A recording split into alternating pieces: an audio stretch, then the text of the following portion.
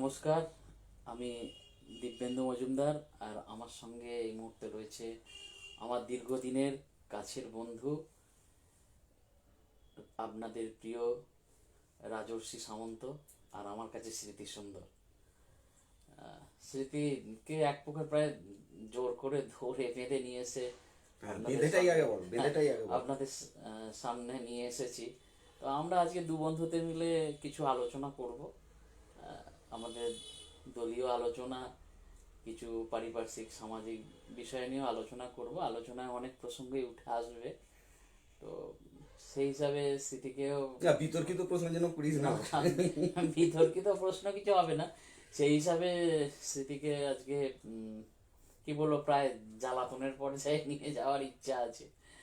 তাহলে স্মৃতি, প্রথমেই একটা তোকে প্রশ্ন করছি যে ভাই, এখন তো যা অবস্থা চলছে, তো ওই অনুগামী আর পন্থী, তাহলে তোমার ঠিক অবস্থানটা কোথায় ভাই? না, আমি সারা জীবনই পন্থী। অ্যাকচুয়ালি আমি মমতাপন্থী, তৃণমূলপন্থী। আমি কোনো অনুগামী নয়। এবার দেখ, ভালো লাগা ভালোবাসা এগুলো তো থাকেই।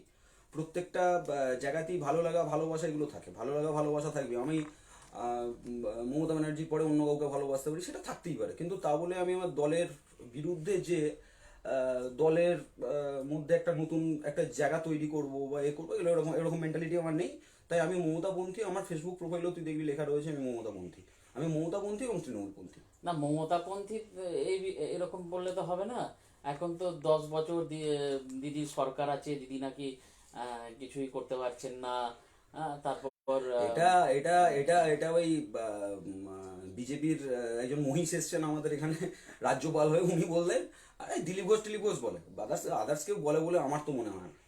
না, বলে না মানে অনেকে এখন হয়ে যাচ্ছে না, আমি অমুকের অনুগামী, তুসুকের অনুগামী। দেখ, আমি এই কথাটাই তোকে আগে বললাম যে এটা হতেই পারে। ধর, তুই আমার খুব ঘনিষ্ঠ বন্ধু, আমি তোকে ভালোবাসতেই পারি, ভালোবাসা থাকতেই পারে। কিন্তু সবার উপরে আমাদের নেত্রী। আর অ্যাকচুয়ালি আমরা কর্মী। আমাদের দলে একটা আমি অনেক সময় আমাদের সিপিএম পিপিএম বলতো। ফেসবুকে লয় যখন ডিবেট ফিবেট করতাম কোনো গ্রুপে, সিপিএম বলতো, বা এখন বিজেপিরা বলে তোদের দলে তো একটাই নেতা, মানে তোদের দলে একটাই পোস্ট, তোরা সব ল্যাম্প পোস্ট। আমি স্বীকার করি, হ্যাঁ আমরা ল্যাম্প পোস্ট, এবং ভালো লাগে, শুনতে ভালো লাগে যে না সত্যি হ্যাঁ, আমাদের দলে একটাই পোস্ট আছে, মমতা ব্যানার্জি, তিনিই নেত্রী, আমরা সবাই ল্যাম্প পোস্ট। খুব ভালো লাগে শুনতে। কেউ যদি ভাবে ওটাকে আমরা হেজিটেশনের মধ্যে নিচ্ছি বা হীনমন্যতায় ভুগছি, না, মোটেও না। আমার তো খুব ভালো লাগে। আমাকে যদি কেউ বলে তোদের দলে তোরা সব ল্যাম্প পোস্ট, হ্যাঁ আমরা ল্যাম্প পোস্ট। আচ্ছা, অনেকে বলছেন তো যে দিদি দীর্ঘদিন লড়াই করেছেন, কংগ্রেসে থেকেছেন, কংগ্রেস নাকি ভাঙিয়ে দিদি নতুন দল তৈরি করেছেন, তারপরে দিদি সাফল্য। তো এখন সেই ভাঙাটা দিদির কাছে বুমেরাং হয়ে ফিরে আসছে। তো আমারও ব্যক্তিগতভাবে যেটা মনে হয়, তোর সঙ্গে আমি একমত যে দিদি যদি না থাকতেন তাহলে হয়তো দীর্ঘদিনের যে 34 বছরের বামফ্রন্ট সরকারকে ফেলে ফেলে দেওয়া মুশকিল ছিল। আর এই 10 বছরে আমরা সব ভুলে যে এখন দিদি বিরোধিতায় মগ্ন হয়েছে এবং একটা হিন্দি সাম্রাজ্যবাদের দিকে আমাদের পশ্চিমবাংলার মানুষ বাংলার মানুষকে নিয়ে যাচ্ছে। এবং কিছু সেক্ষেত্রে মানে কিছু দুর্বল যাদের মস্তিষ্ক এবং যাদের কিছুমাত্র বিন্দুমাত্র লেখাপড়া কিছু নেই, তারা ওই জয় শ্রীরাম করে চেঁচাচ্ছে। জয় শ্রীরাম করতেই পারে, শোন, জয় শ্রীরাম করতেই পারে। মেন ব্যাপার হচ্ছে, শোন, আমি মা দুর্গার ভক্ত। আমার কাছে জয় শ্রীরাম এটা জাস্ট এখন ওটা একটা রাজনৈতিক পরিচয় হয়ে গেছে। রামের এখন রাজনৈতিক একটা হয়ে গেছে, মেরুকরণ হয়ে গেছে। রাম হচ্ছে এখন বিজেপির বাপের জিনিস। ফ্যাক্টরটা হচ্ছে, দেখ, আমি মনে করি আমি মা দুর্গার কেন ভক্ত। আমরা কি করি, আমরা প্রথম থেকে একটা জিনিস করে আসছি যে আমরা যখন সেই ছোটবেলা থেকে তেল মারলে বড় ভালো জায়গায় তেল মারবো, হ্যাঁ। তো মেন ফ্যাক্টরটা হচ্ছে, দেখ, যখন রাম লঙ্কাতে যাচ্ছে সীতাকে উদ্ধার করতে, সেতু বন্ধন করতে হবে। সেতু বন্ধন করবার জন্য রাম কার উপাসনা করলো? মা দুর্গার উপাসনা করলো। কি করলো? 108টা পদ্ম, মানে বলেছিল পদ্ম দিয়ে, 108টা পদ্ম দিয়ে মায়ের বোধন করছিলেন। তো মা রামের ভক্তি দেখার জন্য একটা পদ্ম সরিয়ে রাখে, নীল পদ্ম। এবার ব্যাপারটা হচ্ছে, দেখ, আমরা তো জানি কোমল কোমল চোখের আরেক নাম কোমল, পদ্মর আরেক নাম কোমল। এবার মেন ব্যাপার হচ্ছে, মা যখন সরিয়ে রেখেছিল, রাম নিজের তীর্ধনুক দিয়ে নিজের চোখটা বার করে দিতে গেছিল মায়ের পায়েতে, কারণ ওটাও কোমল, যেহেতু কোমল। তা ফ্যাক্টরটা হচ্ছে জানিস তো মানে আহ, তাহলে দেখ মা দুর্গার পায়ের তলায় হচ্ছে পদ্মও পড়ে থাকে, রামও বসে থাকে। তো তেল যখন মারবো বড় জায়গা দিয়ে মারবো, তাই আমি মা দুর্গার ভক্ত।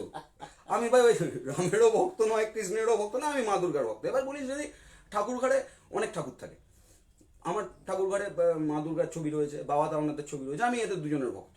আর কালী পুজোর দিন একটু কালী ভক্ত হই, ব্যাস। তারপর আর আমি, তুই যদি আমাকে বলিস যে শ্রীকৃষ্ণের পুজো, আমার দোকানেও শ্রীকৃষ্ণের ছবি রয়েছে, ধূপ নদী, সেটা আলাদা ব্যাপার, সেটা তো আলাদা ব্যাপার। আমার দোকানে কোনোদিন রামের ছবি দেখতে পাবি না, কারণ অ্যাকচুয়ালি রাম যদি এখনকার দিনে জন্মাতো আর সীতাকে যদি এরকম ওই এখানে সেখানে ওই বনবাসে পাঠাতো বা এতে অগ্নি পরীক্ষায় নামাতো, তাহলে এতদিনে জেল হেফাজত হয়ে যেত, ঠিক আছে, নারী নির্যাতনের কেস। ওই জায়গাটাতে আমি তোর সঙ্গে মানে মায়েদের নারীদের সম্মানের ক্ষেত্রে কিন্তু রাম কিন্তু আমার কাছে রাম আগে হয়তো ছোটবেলায় হয়তো দেবতা দেবতা ভাবতাম। রাম, হ্যাঁ, রাম দেবতা না একজন সাধারণ মানুষ, একজন সাধারণ মানুষ নাকি একজন যে একজন সাধারণ চরিত্র? মানুষ, একজন সাধারণ মানুষ যে নিজেকে রাজা ভাবতো, রাজা ভেবে যে নিজের আত্ম অহংকারের জন্য নিজের ছেলেদের সঙ্গে ঝগড়া করেছিল, তুই লড়াই করেছিল, যুদ্ধ করেছিল। তুই নিজে ভাব, অশ্বমেধ যজ্ঞ করার সময় যখন লবকুশ আটকে ছিল, এটা তুই নিজে ভাব, তোর বাবা বা আমার বাবা, কারোর বাবা মা কি চাইবে তার ছেলের সঙ্গে যুদ্ধ করতে? না, যদি দেখবি এখনকার বাবা মানে বৃদ্ধাশ্রমে পাঠিয়ে দিচ্ছে, বৃদ্ধাশ্রমে চলে যাচ্ছে, তারপরেও সেখানে ছেলেদের মেয়েদের সঙ্গে ঝগড়া করছে না। অবশ্যই। যাকে আমরা অনেক ধর্মীয় চর্চা বা আমাদের ধর্মগ্রন্থ নিয়ে যথেষ্ট পড়াশোনা করেছিস বা জানা আছে, সেদিকটা বাদ দিই। তো তোর মাঝে মাঝে আমি দেখি যে তোর প্রোফাইলটা যখন আমরা দেখি আর কি, তো ফ্যাব লিডার চ্যালেঞ্জে এক জায়গায় দেখলাম যে দিদির সঙ্গে তুই কেষ্টদার একটা ইয়ে করেছিস, তো সেই জায়গাটাতে আমার ঠিক কেমন কেমন লাগছে। দিদি দেখ এইখানে একটু আমার প্রবলেম রয়েছে। মমতা ব্যানার্জি আজ পর্যন্ত যা করেছে, যা করছে, নিজের জন্য কতটুকুনি করেছে? কিছু করেছে না, করেনি। এই সৌমিত্রের, তুই জানিস না তো, সৌমিত্রের মৃত্যু মৃত্যু সব যাত্রা দিদি খোঁড়া পানি, মানে খোঁড়া পানি এই কারণেই বলছি, ক্রেপ ব্যান্ডেজ বাঁধা ছিল এবং খুঁড়িয়ে খুঁড়িয়ে হেঁটেছে। তুই যদি দিদির লাইফটা গোটাটা দেখিস, সারাক্ষণ খুঁড়িয়ে খুঁড়িয়ে হেঁটেছে। না, বিরোধীরা অনেকে শোন না, ওরা ওই 20% আবার পুল করবে, ওদের ওইটা ব্যাপার, ওইসব জানা আছে আমার, ওইসব তোকে ঘটনা তুই যদি পরে বলছি, তোকে আসল ঘটনাটা বলি। তো মমতা ব্যানার্জি আজ পর্যন্ত নিজের জন্য কিছু করেনি, ওই জন্যই সে আমার নেত্রী, ওই জন্যই সে আমার নেত্রী। তোর যেমন আমারও তাই। অবশ্যই অবশ্যই, তোরও নেত্রী আমারও নেত্রী। মেন ফ্যাক্টরটা হচ্ছে অনুব্রত মণ্ডল আজ পর্যন্ত দলের কাছ থেকে কোনো ধরনের কোনো কিছু চাইনি। অনুব্রত মণ্ডলের একটাই কথা, সেটা দিদিকেও বলেছে, যে আমাকে যদি কোনোদিন এই জায়গা থেকে সরিয়ে যদি আমাকে বিধায়ক করা হয়, মন্ত্রিত্ব করা হয়, মন্ত্রিত্ব দেওয়ার চেষ্টা করা, তাহলে কিন্তু আমি সময় সময় দল থেকে বসে যাব এবং অন্য কোনো দলে যাবো না, আমি দল থেকে বসে যাব। তো সেই লোকটাকে তো ভাই ফেভারিট লিডার হিসেবেই রাখতেই হয় মমতা ব্যানার্জির পরে। আচ্ছা, আর শুভেন্দু অধিকারী না অনুব্রত মণ্ডল? কন্ট্রোভার্সি। দেখ, জননেতা হিসেবে দুজনই যথেষ্ট জনপ্রিয়, আমার কাছে দুজনই সমান। এবার কিছু কিছু ক্ষেত্রে হয়তো অনুব্রত মণ্ডল এগিয়ে যায়, আবার কিছু কিছু ক্ষেত্রে শুভেন্দু অধিকারী এগিয়ে যায়। এটা এটা এটা এইভাবে ঠিক আমি ওই ডিফারেন্স, এই ডিফারেন্স তৈরি করি না। আমি তোকে একটাই কথা বললাম, আমার কাছে ডিফারেন্স হচ্ছে তুই, আমি ওই জন্য দেখেছিস বোধ আমার ফ্যাব লিডার চ্যালেঞ্জে করা রয়েছে কি মমতা ব্যানার্জি মাথায় রয়েছে, অনুব্রত মণ্ডল নিজে রয়েছে, ঠিক আছে। আমি অনুব্রত মণ্ডল ফ্যান্স ক্লাবও চালাই। মমতা ব্যানার্জি প্রত্যেকটা এতে যে গ্রুপে, মানে মমতা ব্যানার্জি যে এগুলো প্রোফাইলে যেটা শেয়ার হয়, সঙ্গে সঙ্গে সেটা যেরকম আমার তারকেশ্বর তৃণমূল কংগ্রেস সাপোর্টার্স পেজে পড়ে, সেরকম সঙ্গে সঙ্গে সেটা অনুব্রত মণ্ডল ফ্যান্স ক্লাবে পড়ে। এবার দেখ, অনুব্রত মণ্ডল ফ্যান্স ক্লাবটা আমি খুলেছি মানে খুব বেশি দিন না, মোর দেন 10,000 লাইক, 10,000-এর ওপর তাতে লাইক আছে। তাহলে অনুব্রত মণ্ডল তো একটা জনপ্রিয় লোক, অস্বীকার করে তো লাভ নেই, মিথ্যে কথা বলে তো মানে আমি এটা নই কিন্তু আমি এটা দেখাবো, এটা তো বাজে জিনিস না। উনি একজন দক্ষ সংগঠক অবশ্যই। আর সব থেকে বড় ব্যাপার, অনুব্রত মণ্ডলের বাড়িতে যে সে সিপিএম হোক, বিজেপি হোক, তৃণমূল হোক, কোনোদিন কেউ কোনো কাজ চেয়ে, মানে কোনো উপকার চেয়ে কোনোদিন খালি হাতে ফিরে আসেনি, আমি যতটা জানি। আমার যতটা, যেমন মদন দা, আমাদের মদন মিত্র, ওকে বলছে মদ অন বললে কি হয়েছে? রাস্তা দিয়ে যেতে যেতে অনেক কুকুর চেঁচায়, দিদি বলেছিল না রাজা চলে বাজার কুত্তা ভকে হাজার। তো রাস্তা দিয়ে যেতে যেতে অনেক কুকুর চালায়, তাড়া করলে আমরা কি করি, একটা ঢিল ছিঁড়ে বাড়ি দিই তাকে, আমরা থরি কামড়াতে যাবে, তার পিছনে ঘেউ ঘেউ করে দৌড়তে যাই, অনেক বলতে দেখে ওসব নিয়ে মাথা কামাই না। আর ভাই মানে অনেকে আমাদেরকেও প্রশ্ন করেছে এবং তোকেও নিশ্চয়ই করে যে দিদির পরে মানে দিদি আফটার দিদি নেতৃত্ব হিসাবে নেতা হিসাবে মানে কারা রয়েছেন, কে রয়েছেন, মানে তোর মতে তোর কাছে কে রয়েছেন? আমার কাছে ধর যেমন দিদির পরে আমার শুভেন্দু অধিকারী কে ভালো লাগে, যে দিদির পরে নেতৃত্ব দেওয়ার মতো, জননেতা হওয়ার মতো ক্ষমতা ওনার আছে। আর আর কি কেউ আছে? আমার তো সেরকম কাউকে চোখে পড়ছে না। তোর কাউকে চোখে পড়ছে বা তোর কি মনে হয়? দেখ, এটা তোর ব্যক্তিগত মতামত থাকতে পারে, এখানে আমার কোনো ব্যক্তিগত মতামত নেই। আমি তোকে একটাই কথা বললাম, আমি মমতাপন্থী, তৃণমূলপন্থী দল মানে দলের যেটা, ভবিষ্যৎ মমতা ব্যানার্জির পরে কি হ্যাঁ হতে পারে? মমতা ব্যানার্জির পর ওটা দলই ঠিক করবে। আমি দলের কোনো নেতাও নেই, কোনো পদও নেই, আমার কোনো কিছু নেই ভাই। সেটা প্রসঙ্গটা পরে আসবে। হ্যাঁ, কোনো নেতা শোন, আমি জায়গাটা বলছি যে আমার আমার ওটা বাদ। আমার আমার ভালো লাগাটা আমার ভালো লাগার অনুভূতিতে থাকুক, ঠিক আছে? নচিকেতার কথা আছে, কারো চোখ ভালো লাগে, কারো মুখ ভালো লাগে, কারো বা চরিত্রের গঠন, গানই আছে নচিকেতার গান। সবটা ভালো হয় না। হ্যাঁ, কারো সবটা ভালো হয় না আবার। ওটা নিয়ে বলে কোনো লাভ নেই। দল যেটা সিদ্ধান্ত নেবে তাকেই মেনে নেবো, ঠিক আছে? এবার শোন, ক্ষোভ বিক্ষোভ মানুষের থাকে, আমার মনে হয় চারিপাশে যেটা হচ্ছে সেটার জন্য মূলত আমরাই দায়ী মূলত সেটা। কারণ এই কারণে দায়ী আমরা মূলত, যে মানে অ্যাকচুয়ালি আমরা নয়, আমাদের নেতারা দায়ী। তুই ভালো করে ভেবে দেখবি যে আমরা, ধর তুই একটা লবি করিস, এলাকায় তোর একটা ভালো নেতা রয়েছে, তুই তার লবি করছিস। আমার একজনকে পছন্দ, আমি তার লবি করছি, অ্যাকচুয়ালি এটা লবি না বলে, লবি যাই হোক, লবি ভালো লাগছে, ভালো লাগা, ভালোবাসার একজন। তো এবার সেই জায়গাটা দাঁড়িয়ে কি হচ্ছে, ধর যখন এই ভালো লাগি হচ্ছে, সমস্ত কিছু হচ্ছে, দেখা যাচ্ছে তারা ভাবছে ও আমার এতগুলো ছেলে, ও ভাবছে আমার এতগুলো ছেলে, ভেবে নিয়ে কি হলো, তারা নিজেরা লবি সৃষ্টি করছে। কিন্তু দেখ, তোর আর আমার মধ্যে মিল থাকবে, ঠিক আছে? নিচের তলার কর্মীদের মধ্যে কিন্তু কোনো ঝগড়া থাকে না, ঝগড়াটা সৃষ্টি করে কিন্তু এই নেতারা। একদম। হ্যাঁ, এটা তো এটা এটা এটা আর দ্বিতীয় কথা হচ্ছে যে আজকে যদি এই লবিগুলো সৃষ্টি না হতো, এই যে ঘটনাগুলো না হতো, লবিগুলো সৃষ্টি না হতো, মমতা ব্যানার্জি যা কাজ করেছে, তাতে আর দিদি যা কাজ করেছে, শুধু ওই একটা করে দিদির ছবি দিয়ে, কারো প্রার্থীর ছবি দিতে হবে না, শুধু ওই নাম, এখানটা নাম দিয়ে দিল যে এই দিব্যেন্দু মজুমদার এখানে দাঁড়াচ্ছে, তাতেই গড়গড়িয়ে জিতে যেত। কিন্তু ফ্যাক্টরটা হয়ে গেছে, আমাদের নেতাগুলো তো সব মানে হরেক রকম্মা, মানে হরেক রকমের আম্মা আর কি। দিদি তো মানে প্রায় 64টা প্রজেক্ট এই 10 বছরে, হ্যাঁ, দিদি করেছেন, যার মাধ্যমে মানুষ মানে প্রবলেম কি জানিস, বেনিফিট গুলো প্রবলেম কি পেয়েছে। জানিস, আমাদের অনেক বড় বড় নেতাকে জিজ্ঞাসা করবি,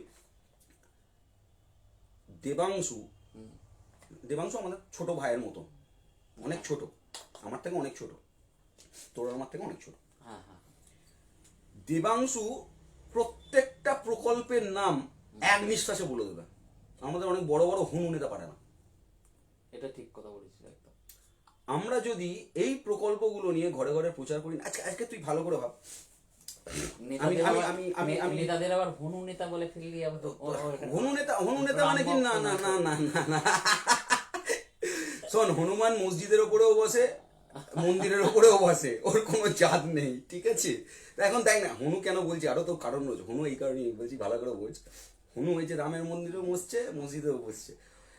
কিছু কিছু হনু রয়েছে একবার এদিকে একবার এদিক করছে, হনুই তো দেখা যাচ্ছে, তারা তো হনুই, দিনের বেলা এক, রাতের বেলা তার অন্য রূপ। কি আর করা যাবে। যাক, ওটা নিয়ে কোনো বিষয় না। হ্যাঁ, দেবাংশুর যে প্রসঙ্গটা আসছিল, হ্যাঁ সেটাই বলছি, দেবাংশু এক বাক্যে বলে দিতে পারে। শোন, দেবাংশু একটা, আমার মনে হয় এরকম করে আমার দল এটা যে ভেবেছে যে দেবাংশুকে ওপর দিকে তোলা বা ওপর দিকে করা, দেবাংশুর মতন ছেলে আরো চাই আমাদের দলে। আমাদের বেশ কিছু নেতা নেত্রীকে আমি দেখেছি যে পদ আঁকড়ে বসে থাকার মেন্টালিটি, মানে ধর আমি তোকে একটা ভালো কথা বলি, ভালো মানে একটা সুন্দর একটা বলি, এটা আমার স্যার বলেছিলেন, মানে একজন স্যার বলেছিলেন, তুইও তাকে চিনবি, তুই ভালো করে চিনিস, আমাদের কলেজেরই, মানে আমাকে অ্যাকচুয়ালি আমার কাকা হয়, সোমেন সামন্ত। ও বলেছিল আমাকে যে দেখ সবসময় বাবা কি চায়, বাবা তার সমস্ত কিছু জিস্ট মানে তার মধ্যে যে জিনিসগুলো আছে সে চায় তার সন্তানের মধ্যে সেগুলো জাগুক, জেগে। বাবার প্রত্যেকটা বাবা চায় যে একটা সময় আসবে, ছোটবেলায় আমরা বাবার নামে পরিচিত হই, বড়বেলায় যখন বড় হয়ে যাই আমরা তখন বাবারা চায় কিন্তু তার সন্তান সন্ততি এদের নামে পরিচিতি পেতে। সন্তান মানে কন্যা সন্তানই হোক পুরুষ সন্তানই মানে ছেলে বা মেয়ে হোক, তাদের তাদের পরিচয় পরিচিত হতে প্রত্যেকটা বাবা মা চায়, প্রত্যেকটা বাবা মা চায়। তো এক্ষেত্রে আমার মনে হয় প্রত্যেকটা নেতারই এরকম হওয়া উচিত যে ওই আমি এখন আছি আমার পরের প্রজন্মকে আমি তৈরি করব। এখন সে 4-5জনকে আমি তৈরি করে রাখলাম, যাতে তাহলে তার ছেলেপুলে নয়, মেয়েও নয়, ছেলেপুলেদেরকে নয়, তার আশেপাশের যারা ভালো কর্মী তাদেরকে তৈরি করে রাখো। তৈরি করে রাখলে কি হবে, পরবর্তীকালের জায়গাটা মানে দলটাকে যদি কেউ ভালোবেসে থাকে, আমি মনে করি দলটাকে যদি কেউ ভালোবাসে সে কিন্তু এরকম 4-5জনকে তৈরি করে রাখবে, এবং যখন সময় হবে সে সরে যাবে তাকে জায়গা দিয়ে, তাদের মধ্যে প্রতিযোগিতা করে একটা যে ভালো হবে আরো বেটার কোয়ালিটির হবে তাকে জায়গা দিয়ে সরে যাবে। আমার মনে হয় যদি এরকম হয়, দলে এরকম হয়, তারা যদি সরে যায় দেখবি যারা আসছে সেই জায়গায় তাদের কাছে আসছে মানে তাদের জায়গায় বসছে, আমার মনে হয় তারা মানে সেই নেতাকে, যে নেতা আগে পূর্ববর্তী নেতাকে ভগবানের মতন মনে করবে। কিন্তু এই মেন্টালিটিটি নেই, ওই জন্য আমার মনে হয় দিদির এই যে তৈরি করা মানে দেবাংশুকে স্পোক্স পার্সন করা করা, আমি তো হ্যাটস অফ, মানে আমি দিদির এই ডিসিশনটা মানে হ্যাটস অফ। আচ্ছা, দেবাংশু একটা কি বলবো, একটা দলের মধ্যে একটা মনে হয় বিচ্ছিন্ন ঘটনা এবং একটা বিরল ঘটনা দেবাংশু ভট্টাচার্য, মানে যার ভেতরে সমস্ত রকম কোয়ালিটি রয়েছে এবং একটা প্রকৃত লিডার হওয়ার মতো গুণসম্পন্ন সে ছেলে। তার যেগুলো দেখি এবং তার যে ডিবেট যাতে অংশগ্রহণ করে এবং যথেষ্ট পড়াশোনা করে এবং পরবর্তীতে একটা কথা তুই কি জানিস দেবাংশুর কোনো ডিবেটে দিলীপ ঘোষ আছে না? আর সে তো কে আছে জেনে দেবাংশু থাকলে দেবাংশুকে অ্যাভয়েড করে চলে। দেবাংশু আরো সুপার ডুপার হিট কে করে দিয়েছে জানিস? কে বলতো? কে বল? সৌমিত্র খানের বউ। মানে মানে ওই ছাড়া ওনাকে নিয়ে কথা বলে আমার বুঝতে পারে। যাকে ওই প্রসঙ্গটা বাদ দি, যত ওদের কথা বলবি তত ওদের নাম হবে। যেটা একটা প্রসঙ্গ, যে প্রসঙ্গটা আমি মানে বাস্তবিক একটা প্রেক্ষাপট বলছি, যে আমাদের যে নেতৃত্ব দেওয়ার যে গুণ, যে তুই যেভাবে কথাগুলো বলছিস বা আমরা যেভাবে ভাবছি, আমরা যেভাবে বলছি, এইভাবে যে পরবর্তী প্রজন্ম উঠে আসবে, যে দেবাংশুর কথাই বলছি, বারবার উঠে আসছে প্রসঙ্গটা, যে কটা মমতা ব্যানার্জির প্রকল্প আছে, দিদির প্রকল্প আছে, সেই প্রকল্পগুলো এক নিঃশ্বাসে বলে দিতে পারবে এবং সেই প্রকল্পের কি কি বেনিফিট আছে সেগুলো এক নিঃশ্বাসে বলে দিতে পারবে। কিন্তু আমাদের যে লোকাল নেতৃত্বই বলিস বা অনেক বড় নেতৃত্বই বলিস, হয়তো তারা অনেকে পারবেন না, অনেকে পারবেন না। কিন্তু এই যে স্টাডি করে যে মানুষের কাছে পৌঁছে যাওয়া, মানুষকে বলা, এই বিষয়ে আমাদের কিন্তু আমরা কি পিছিয়ে রয়েছি বলে তোর মনে হয়? যে বা যারা জানে তারা সেভাবে ফোকাসে আসতে পারছে না। যেমন ধর তোর, আমি যদি তোকে জিজ্ঞেস করি তুই এই মুহূর্তে কি পদে আছিস, হ্যাঁ, দলের কোন পদে আছিস, তুই যে কথাগুলো বলছিস বা তোর কথা দল শুনছে কিনা, সেটা কি বলবি? দেখ তুই তো আমি তো জানি তুই কোনো পদে নেই, দরকার নেই পদের। শোন, মানুষের কাজ করার জন্য পদের হয়তো কিছু ক্ষেত্রে প্রয়োজন হয়। যেমন ধর আমি ধর বাড়ি থেকে আসছি, দোকানে আসছি, হয়তো দেখলাম একটা কাজ বাকি আছে, সেই কাজটা করতে গেলে আমি চেষ্টা করি, ধর আমি আমার রাস্তায় যদি কোনো পাথর পড়ে থাকে, আমি জানি আমার কিছু অসুবিধা হবে না, হয়তো কিন্তু অন্য লোকের অসুবিধা হতে পারে, আমি নেমে পাথরটাকে সরিয়ে দিই। জলের কল পড়ছে, টাইম কলের জল পড়েই যাচ্ছে, চেষ্টা করি বন্ধ করে দেওয়ার। এই সিভিক সেন্স গুলো মানুষের মধ্যে জাগ্রত হতে হবে। এর জন্য হয়তো পদের দরকার নেই, খুব একটা পদের দরকার নেই, আর আমার পদের প্রতি অতটা এও নেই। আমি আমার বাপি মা ওই ছোটবেলা থেকে, বাপি যেহেতু টিচার তার, এবং আমার মাও তখনকার দিনের গোখেলে পড়া মেয়ে, সেই সূত্রে আমি বাপি মায়ের কাছ থেকে একটা খুব সুন্দর আদর্শ পেয়েছি। বাপি মা আমাকে ছোটবেলা থেকে এটা বলে, তুমি তোমার কাজ করে যাও, বাদ বাকিটা ফলের আশা করে লাভ নেই, তুমি তোমার কাজ করে যাও, বাদ বাকিটা যদি উপরওয়ালা কেউ থাকে দেখবে, যদি না থাকে না দেখবে। কিন্তু আর আমার পদ ছাড়া তো ভাই তোর কথা কেউ শুনবে না, কথা শোনার দরকার নেই। আমি আমার কথাগুলো ঠিক জায়গার মতন পৌঁছে দিতে পারি কিনা আমি সেটা দেখি। আমি দিদির ইনবক্সে অনেক মেসেজ করি, যেমন একটা আরামবাগের একটা আরামবাগ হসপিটালে একটা অটো একটা অটো টাইপের একটা মেশিনের কিছু একটা প্রবলেম ছিল, আমার পাশে বাপ্পা ফাপ্পা সব ওখানে কাজ করে আর কি। বলছে ওটা হলে ওখানকার আশেপাশে তোর যে এগুলো রয়েছে মানে বেসরকারি যে ল্যাবগুলো রয়েছে, ওই ওই ওই অটো অ্যানালাইজার মেশিন বলে একটা জিনিস রয়েছে, ওই এটা থাকলে ওখানকার গরিব মানুষের অনেক উপকার হয়। বেসরকারি এগুলোতে যে ল্যাবগুলোতে যে অনেক টাকা খরচা হয় না। আমি দিদিকে লিখেছি, দিদি পোস্ট রিড করেছেন, আশা করছি দিদি সেটা ব্যবস্থা করবেন। তারপর আমি জানি না এগুলো বলা উচিত না, আমি একজনের বাড়ির কথা বলেছিলাম, সে আমাদের ফেসবুকেরই বন্ধু, পোস্টটা রিড হয়েছে এবং যতটা খবর জানি, যতটা তার কাছ থেকে আমি পরে শুনেছি, সে তার আমার পোস্টটা যেদিনকে লিখেছি আমি তার 1.5-2 সপ্তাহের মধ্যে সে ঘর পেয়েছে। আচ্ছা আচ্ছা। ঠিক আছে, তাকে এমন এমন এমন পর্যন্ত হয়েছে তাকে টোন কাটছে লোকে ওখানে, কিরে তুই তো নেতা হয়ে গেলি। না মানে না, দিদিকে বলো যে ক্যাম্পেইনটা বা দিদিকে জানিয়ে মানুষ অনেক উপকার পেয়েছে, সেটা মানুষ স্বীকার করছে। স্বীকার তো করবি। হ্যাঁ, আর অবশ্যই। দিদিকে বলো ক্যাম্পেইনটা, আমি দিদিকে বলো তো ফোন করি না, আমি যেটা লিখি ওই দিদির পেজে যে একদম ইনবক্স করে দিই। ওটাই সব থেকে বেস্ট আমি দেখলাম। আচ্ছা, হ্যাঁ, বড় সাফল্য কিন্তু দিদিকে বলো অবশ্যই হ্যাঁ, মানতে হবে। অবশ্যই অবশ্যই অবশ্যই। এই পিকে কে নিয়ে অনেক অনেক কথা বলছে। দেখ, পিকে এসে কি করলো না করলো সেটা পরবর্তী, মানে সেটা পরে বুঝতে পারবো আমরা, হ্যাঁ। কিন্তু পিকে এসে যে কাজগুলো করেছে আমি মনে করি, এবার কোন নেতার সঙ্গে কি দূরত্ব তৈরি হচ্ছে, কোন নেতা কি বলছে, আমি তো নেতা নই, আমি একটা খুব সাধারণ কর্মী। পিকে এসে কি মৌচাকে ঢুকে যাচ্ছে? ওটা ওটা ওটা ওটা বলা যাবে না, ওটা তো হাত দেওয়া যাবে না, ওটা ছাড়, ওটা ক্রস কর, ওটা তো হাত দেওয়া যাবে না। মেন ব্যাপার হচ্ছে পিকে এসে আমার যেটা মনে হয়েছে, আমার দলের অস্তিত্বটা আমি 2021-এ দেখবো পিকের আসল কাজগুলো কি কি হয়েছে।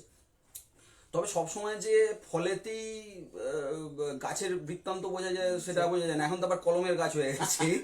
ঠিক আছে, ওগুলো বলে লাভ নেই, আম গাছে আমরাও ফুলতে পারি। আমরাও বলতে পারি। কোথায় ওগুলো বলে লাভ নেই। আসল ব্যাপারটা হচ্ছে পিকে যে কাজগুলো করছে, সাধারণ মানুষ, আমরা সাধারণ কর্মীরা, সাধারণ কর্মী যারা আমরা, হ্যাঁ। আমাদের সঙ্গে মেন ব্যাপার হচ্ছে একটা ঘটনা কি জানিস, নেতা যখন একটু বড় নেতা হয়ে যায় তখন তাদের সঙ্গে একটু জনসাধারণের গ্যাপ হয়ে যায়, সেই জায়গাটা পূরণ করি আমরা। অবশ্যই। আমি চায়ের দোকান আড্ডা মারি, সবসময় কথা বলি। আমি রিক্সা স্ট্যান্ডে বসে রিক্সার ওপর বসে বসে আড্ডা মারি, সবার সঙ্গে কথা বলি। এবার কি হয়, নেতা হয়ে গেলে হয়তো পারে না, কি আমি জানি না এটা কি, আমি যদি কোনোদিন ভগবান না করেন, ভগবান যেন না করে না কোনোদিন, আমাকে যদি ভগবান বড় নেতাও করে দেয়, মানে নেতাও করে দেয়, তো আমি আলটিমেটলি ওই রকমভাবেই আড্ডা মারবো। আমার মেন্টালিটি ওটা। আমার আমার কাজ হচ্ছে মানুষের কাছ থেকে খবরটা জানা, যেটা আমি পাঠাতে পারবো, যেটা আমি জানাতে পারবো। একটা কথা বলি, নেতা হতে গেলে মানি আর মাসেল এই দুটো খুব লাগে। না দেখ, মানি নিয়ে তো আমার কোনো ব্যাপার নেই, আমার ওটা নিয়ে আমি অতটা ভাবি না, যদিও ব্যবসা এখন চলছে না, তুই জানিস, তুই সকাল থেকে আড্ডা মারছিস। তোর মানি মাসেল কোনোটাই নেই, তুই নেতা না, মাসেল আছে, মাসেল মানে কি, শোন, মাসেল মানে এই মাসেল যদি হয় সে তো আমি কি রয়েছি সেটা আমি জানি, আমার তবে তোর ক্যাটাগরিটা কি। মানুষের অনেক ভালোবাসা আছে, এটা আমি আমি জানি। মানুষের সঙ্গে, আমি এটুকুনি জানি যে আমি যদি কখনো বিপদে পড়ি, সেটা পদ্মপুকুর মই বল, যেখানেই বল, আমি যদি কোনো বিপদে পড়ি অন্তত 5 জন এসে দাঁড়াবে। ঠিক আছে, আর আমি মানুষের সঙ্গে মিশি সেরকম ভাবে, মানুষের সঙ্গে আড্ডাও মারি সেরকম ভাবে। আমার মনে হয় না যে আজ পর্যন্ত আমি কোনো মানুষের সঙ্গে উপর রেগে যেয়ে কোনোদিন কোনো স্ল্যাং ওয়ার্ড ইউজ করেছি বা কোনো ধরনের কোনো কিছু কথা করেছি। আর আমার এখানে যারা আশেপাশের যারা লোক রয়েছে তারা জানে আমি কীরকমভাবে থাকি, আমি কীরকমভাবে আড্ডা মারি, তারাই জানে। ওটা নিয়ে কোনো ফ্যাক্টর না। ফ্যাক্টরটা হচ্ছে মাসেল পাওয়ার যদি বলিস, যে দেখ, আমি ডাকলে 10টা গাড়ি হয়তো মিছিলে বেরোবে। এবার সেটা আমি সবসময় চেষ্টা করি যাতে কি করে দলের ভালোর জন্য সেটাকে 100 করা যায়। আমি চেষ্টা করি, আমি সব জায়গায় যাবার চেষ্টা করি, সব জায়গায় করবার চেষ্টা করি। আমার কাছে এখন পর্যন্ত এসে কেউ কোনোদিন কোনো প্রবলেম নিয়ে এসে আমি সেটাকে মানে সলভ করে দিয়েছি বলবো না, আমার তো সেই পাওয়ারটা নেই। ওয়ে আউটটা বলে আমি ওয়ে আউটটাও বলেছি, অথবা কোনোভাবে আমি আমার নেতাদের সঙ্গে যোগাযোগ করেছি যে এটা একটুখানি করে দিতে হবে, এটা করতে হবে, ব্যাস, দ্যাটস অল। তোর মনে আছে তুই কলেজে, রামমোহন কলেজ খানাকুলে কত সালে গেছিস, মনে আছে? তোর আমার পরিচিতিটা মনে আছে? কত সাল সেটা? অনিল বসুর সাল। ও, তোকে কি বেধড়ক মার খেতে হয়েছে? আচ্ছা, ওসব ছাড়, পুরো তো কাছে খেতে লাভ নেই। আচ্ছা, তোর কি মনে হয় যে পিকে এসে সেই সমস্ত মানুষকে সামনের দিকে নিয়ে আসার চেষ্টা করছেন যারা অনেক পুরনো, অনেক যাদের দলের প্রতি অবদান রয়েছে এবং যারা প্রায় বিস্মৃতিতে চলে গেছেন, স্মৃতি সুন্দরদের সেই সুন্দর স্মৃতিদেরকে সামনের দিকে নিয়ে আসার চেষ্টা না হচ্ছে তো বটেই ভাই। আমি নিজে যেরকম আমি আমাকে আমাকে কোনো একটা জায়গায় কোনো একটা কিছু করা হয়েছে, মানে বলা হয়েছে আমাকে সেটা করতে। আমি যেরকম আমার 2010 মানে আমাদের পৌরসভা, হয়তো তোর মনে আছে কিনা জানি না, দিদির বিধানসভা জয়ের আগে আমাদের তারকেশ্বর পৌরসভা জয় হয়েছিল। তারও আগে জয় করেছিলাম আমরা তারকেশ্বর ডিগ্রি কলেজ। তো তারকেশ্বর ডিগ্রি কলেজের সময় যারা লড়াই দিয়েছিল, তারকেশ্বর পৌরসভার সময় যারা লড়াই দিয়েছিল, 2011-তে যারা লড়াই দিয়েছিল, আমি তাদের সঙ্গে ব্যক্তিগতভাবে কথা বলছি। আমার ওয়ার্ডটায় অন্তত, আমার ওয়ার্ডে তাদের সঙ্গে অনেকেই বসে গেছে, করছে, হ্যাঁ, কারোর রাগ আছে, কারোর কষ্ট আছে। আমি তাদের সঙ্গে ব্যক্তিগতভাবে কথা বলছি। আমি তাদেরকে বলছি, দেখো, আমার সঙ্গে থাকতে হবে। দল আমার ভালো কাজ করছে, দল আমার প্রচুর ভালো কাজ করছে। এখন তাদেরকে যদি দলের সঙ্গে বলি, তারা অনেকেই ক্ষোভে ফেটে পড়ছে, ওই করেছে, ওই করেছে। তো সেই জন্য আমার সঙ্গে, মানে আমি যেহেতু তাদের কাছে একটা ভালো জায়গায় রয়েছি, তারা আমাকে মোটামুটি একটু ভালোবাসে, নিয়ে এসে দলের আন্ডারে আসবে। আগে নিয়ে এসে তারপরে দলের আন্ডারে বসিল। তো আলটিমেটলি এটাই হচ্ছে আমার এটাই হচ্ছে আমার প্ল্যান, এটাই হচ্ছে আমার মেন্টালিটি, ব্যাস, দ্যাটস অল। মানে তুই কি বলতে চাইছিস, দল যখন ক্ষমতায় এলো তারপর থেকে যারা দলের নেতৃত্ব দিতে আরম্ভ করলো বা পদাধিকারী রয়েছে, তারা এমন একটা ঈর্ষণীয় জায়গায় চলে গেছেন, মানে আর্থিক দিক দিয়ে বা যে দিক দিয়ে, এবং যারা পুরনো লোক আছেন, যারা লড়াই দিয়েছিলেন, তারা এখন বসে গেছেন, সেইটা দেখে দলের দিকে আর আসতে চাইছেন না বা দলের কথা বলতে চাইছেন না। তার জন্য তোর মতো ছেলেদেরকে দরকার পড়েছে। দেখ, আমার মতন ছেলেদেরকে দরকার পড়েছে না, এটা দলের ডিসিশন। আমি আমাকে আমার নতুন টাউন সভাপতি যে দায়িত্ব দিয়েছে, আমি সেটা পালন করছি। ফ্যাক্টরটা হচ্ছে দলকে যারা ভালোবাসে, আমার মনে হয় দলকে যারা ভালোবাসে তারা দলের প্রয়োজন যখনই হবে ঝাঁপিয়ে পড়বে। সে তো এবার কেউ যদি শুধু স্বার্থের জন্য দলে আসছে তো সিপিএম থেকে আসছে, বিজেপি থেকে আসছে, কিছু মানুষ আসছে, তারা স্বার্থের জন্য আসছে, আবার কখনো কখনো পাল্টি মারছে।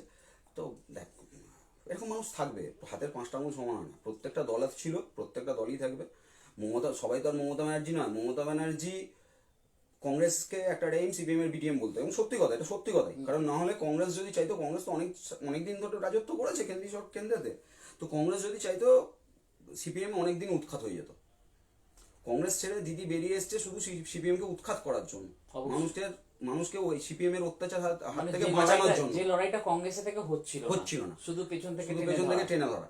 হ্যাঁ, তো সেই জায়গাটায় দাঁড়িয়ে, সেই জায়গাটায় দাঁড়িয়ে দিদি বেরিয়ে এসেছিল শুধু এই কারণে। দিদি বেরিয়ে এসেছিল ওই কোনো প্রলোভনে নয়। না, দিদি প্রলোভনে তো জায়গাটাই থাকে। দিদি একা এসেছিল, তার সঙ্গে সেই সময় অজিত মাজা, পঙ্কজ বন্দ্যোপাধ্যায় এরা এসেছিলেন। হ্যাঁ, তো সেই জায়গাটা দাঁড়িয়ে কেউ, মানে ওই তোকে সেই কথাটা বলছি, এখন যারাই পাল্টি মারছে, একবার এদিকে যাচ্ছে, একবার ওদিকে যাচ্ছে, মানে ডিগবাজি যেটাকে বলা হয়, মানে সেকেন্ডে ডিগবাজি খাচ্ছে, ওই হনুমানের মতন আর কি, একবার মসজিদের ছাড়ে, একবার মন্দিরের ছাড়ে। তো তারা হচ্ছে ওই রকম, ওরা আসছে, ধান্দায় আসছে, ধান্দা ফুরিয়ে গেলে, যখন অ্যাকচুয়ালি আমাদের দলে ধান্দা তো পাবে না, ধান্দা করার জায়গা খুব কম। হ্যাঁ, নেই, মানে হচ্ছে বেশ কিছু কিছু ক্ষেত্রে হচ্ছিল, যেগুলো রিপোর্ট পেয়েছি, সেখানে চেঁচামেচিও করেছি, হ্যাঁ, যে এটা হবে না, এটা চলতে পারে না। তো সেরকম হয়েছে যে ওই যে বলছি না, সিপিএম এর আমলে ধান্দা করার জায়গা আছে, বিজেপির তো ধান্দা করার জায়গা, নাহলে বিজেপির এত এত কোটি কোটি টাকার ওই বিলাসবহুল পার্টি অফিসগুলো হতো না। বিজেপির তো ধান্দা, সবেতেই ধান্দা, শুধু এই বচন, কাজের বেলা অষ্টরাম্বা। কি বলে, মন কি বাতে নাকি, মান কি বাত। আচ্ছা, ওতে অ্যাড দিয়ে যাচ্ছে, দেয়ালে বড় বড় করে অ্যাড দিচ্ছে, পেট্রোল পাম্পে যাবি, পেট্রোল পাম্পে দাঁত বার করা হাসির ছবিটা দেখলি না, খিস্তি দিতে ইচ্ছা করে, মানে দিই না, মানে অ্যাকচুয়ালি তো যতই ঠিক আছে, আমি বুঝতে পেরেছি বিষয়টা। দেখ, আমি একটা পেট্রোল কিনতে গেলে ফাটে না, মানে পেট্রোলের কথা বাদ দে ভাই, যত বলবি তত অসুবিধে পড়ে যাবো যাতায়াত করার জন্য। আমার চিন্তা করতে হবে কখন বাদ দে, আচ্ছে দিন কাপড়ে, আচ্ছে দিন হ্যাঁ বলা। এই হিন্দি নিয়ে বেশি কথা বলা যাবে না ভাই, বাংলায় ফিরে এসো। খুব ভালো দিন চলছে আমাদের, যাই হোক, এত ভালো দিন চলছে যে এখন বাথরুম করতে গেলে ভাবি যে জলটাতে পরে কিনে খেতে হবে, জলের দাম কত হবে, তাহলে বাথরুমটা স্টক করা হয়। শোন, আমার আমি একটা ব্যক্তিগত মতামত দিচ্ছি, সেই মানে অপ্রিয় কথা এটা, তোর অনেকে দলকে ব্যবহার করে অজান্তে, বা দলের অজান্তে বা ওপর নেতৃত্বের অজান্তে অনেকে অনেক কিছু করেছেন। ঠিক আছে, এটা সত্যি কথা, দিনের আলোর মতো সত্যি। আবার অনেক পুরনো লোক আছেন, পুরনো নেতা কর্মী যাই বলিস, তারা তাদের মানে সারা দিনের শেষে মানুষ একটু পেটে দুটো ভাত পড়লো কি পড়লো, সে তো দিদি আমাদের 2 টাকা কিলো চাল দিয়ে রেশন থেকে আমাদের অন্তত ভাতের ডালের ব্যবস্থাটা দিদি। বলিস না, বিজেপি লোকের এখন হামলা করবে, বলবে ওটা ওটা বাজপেয়ী আমলে চালু হয়েছিল, অথচ কেউ পায়নি। ঠিক আছে ঠিক আছে, ও ও কে কি বললো নয়, সেটা চোখের সামনে দেখা যাচ্ছে যে ভাত ডালের সংস্থানটা করে দিচ্ছেন, মাথার উপর ছাদটা হয়েছে। কিন্তু মানুষের যে যে রোজগারটা মানে রুজি রোজগার, যারা কামাওটা ঠিক নয়, যারা কিছু আশাও করেন না কিন্তু তাদেরকে দেওয়া উচিত, তো সেই মানুষগুলোকে আমরা কিছু দিতে সেভাবে পারিনি। তো আগামী দিনে তোর কি মনে হয় যে সেটা সম্ভব হবে বা তাদেরকে সেইভাবে সহযোগিতার মধ্যে নিয়ে আসা যাবে? দেখ, এখানে একটা ব্যাপার আমার হচ্ছে, তো- আমার যেটা মনে হয় সেটা হচ্ছে দেয়া প্রত্যেকটা মানুষই দিদির এই যে এতগুলো প্রকল্প, সমস্ত প্রকল্পে দিদি কিছু না কিছু দিদির কাছ থেকে পেয়েছে, আমাদের রাজ্য সরকারের কাছ থেকে বা দিদির কাছ থেকে প্রত্যেকটা মানুষই কিছু না কিছু পেয়েছে। আমার যারা কর্মী, আমার যারা পুরনো কর্মী, তারাও কিছু না কিছু পেয়েছে। তারা কিন্তু চাওয়া পাওয়া নিয়ে কোনো তাদের ব্যাপার নেই, তাদের ব্যাপার হচ্ছে একটু সম্মান। আমাদের অনেক নেতা নেত্রী রয়েছে যারা খুব কর্মীদের সঙ্গে খুব অস্বাভাবিক ব্যবহার করেন, মানে অস্বাভাবিকই বলছি, খারাপ বলবো না, দুর্ব্যবহারও বলবো না, কারণ নেতা নেত্রী তো তারা একটু একটু মানে যেগুলো আমারও শুনতে খারাপ লাগে, আমার ক্ষেত্রে হয়তো হয়েছে, আমাকে অনেক অনেক মানে ওপেন ওপেন ফোরামে এটা কথা বলে দিল, এটা বলে দিল, যেগুলো শুনতে খারাপ লাগে।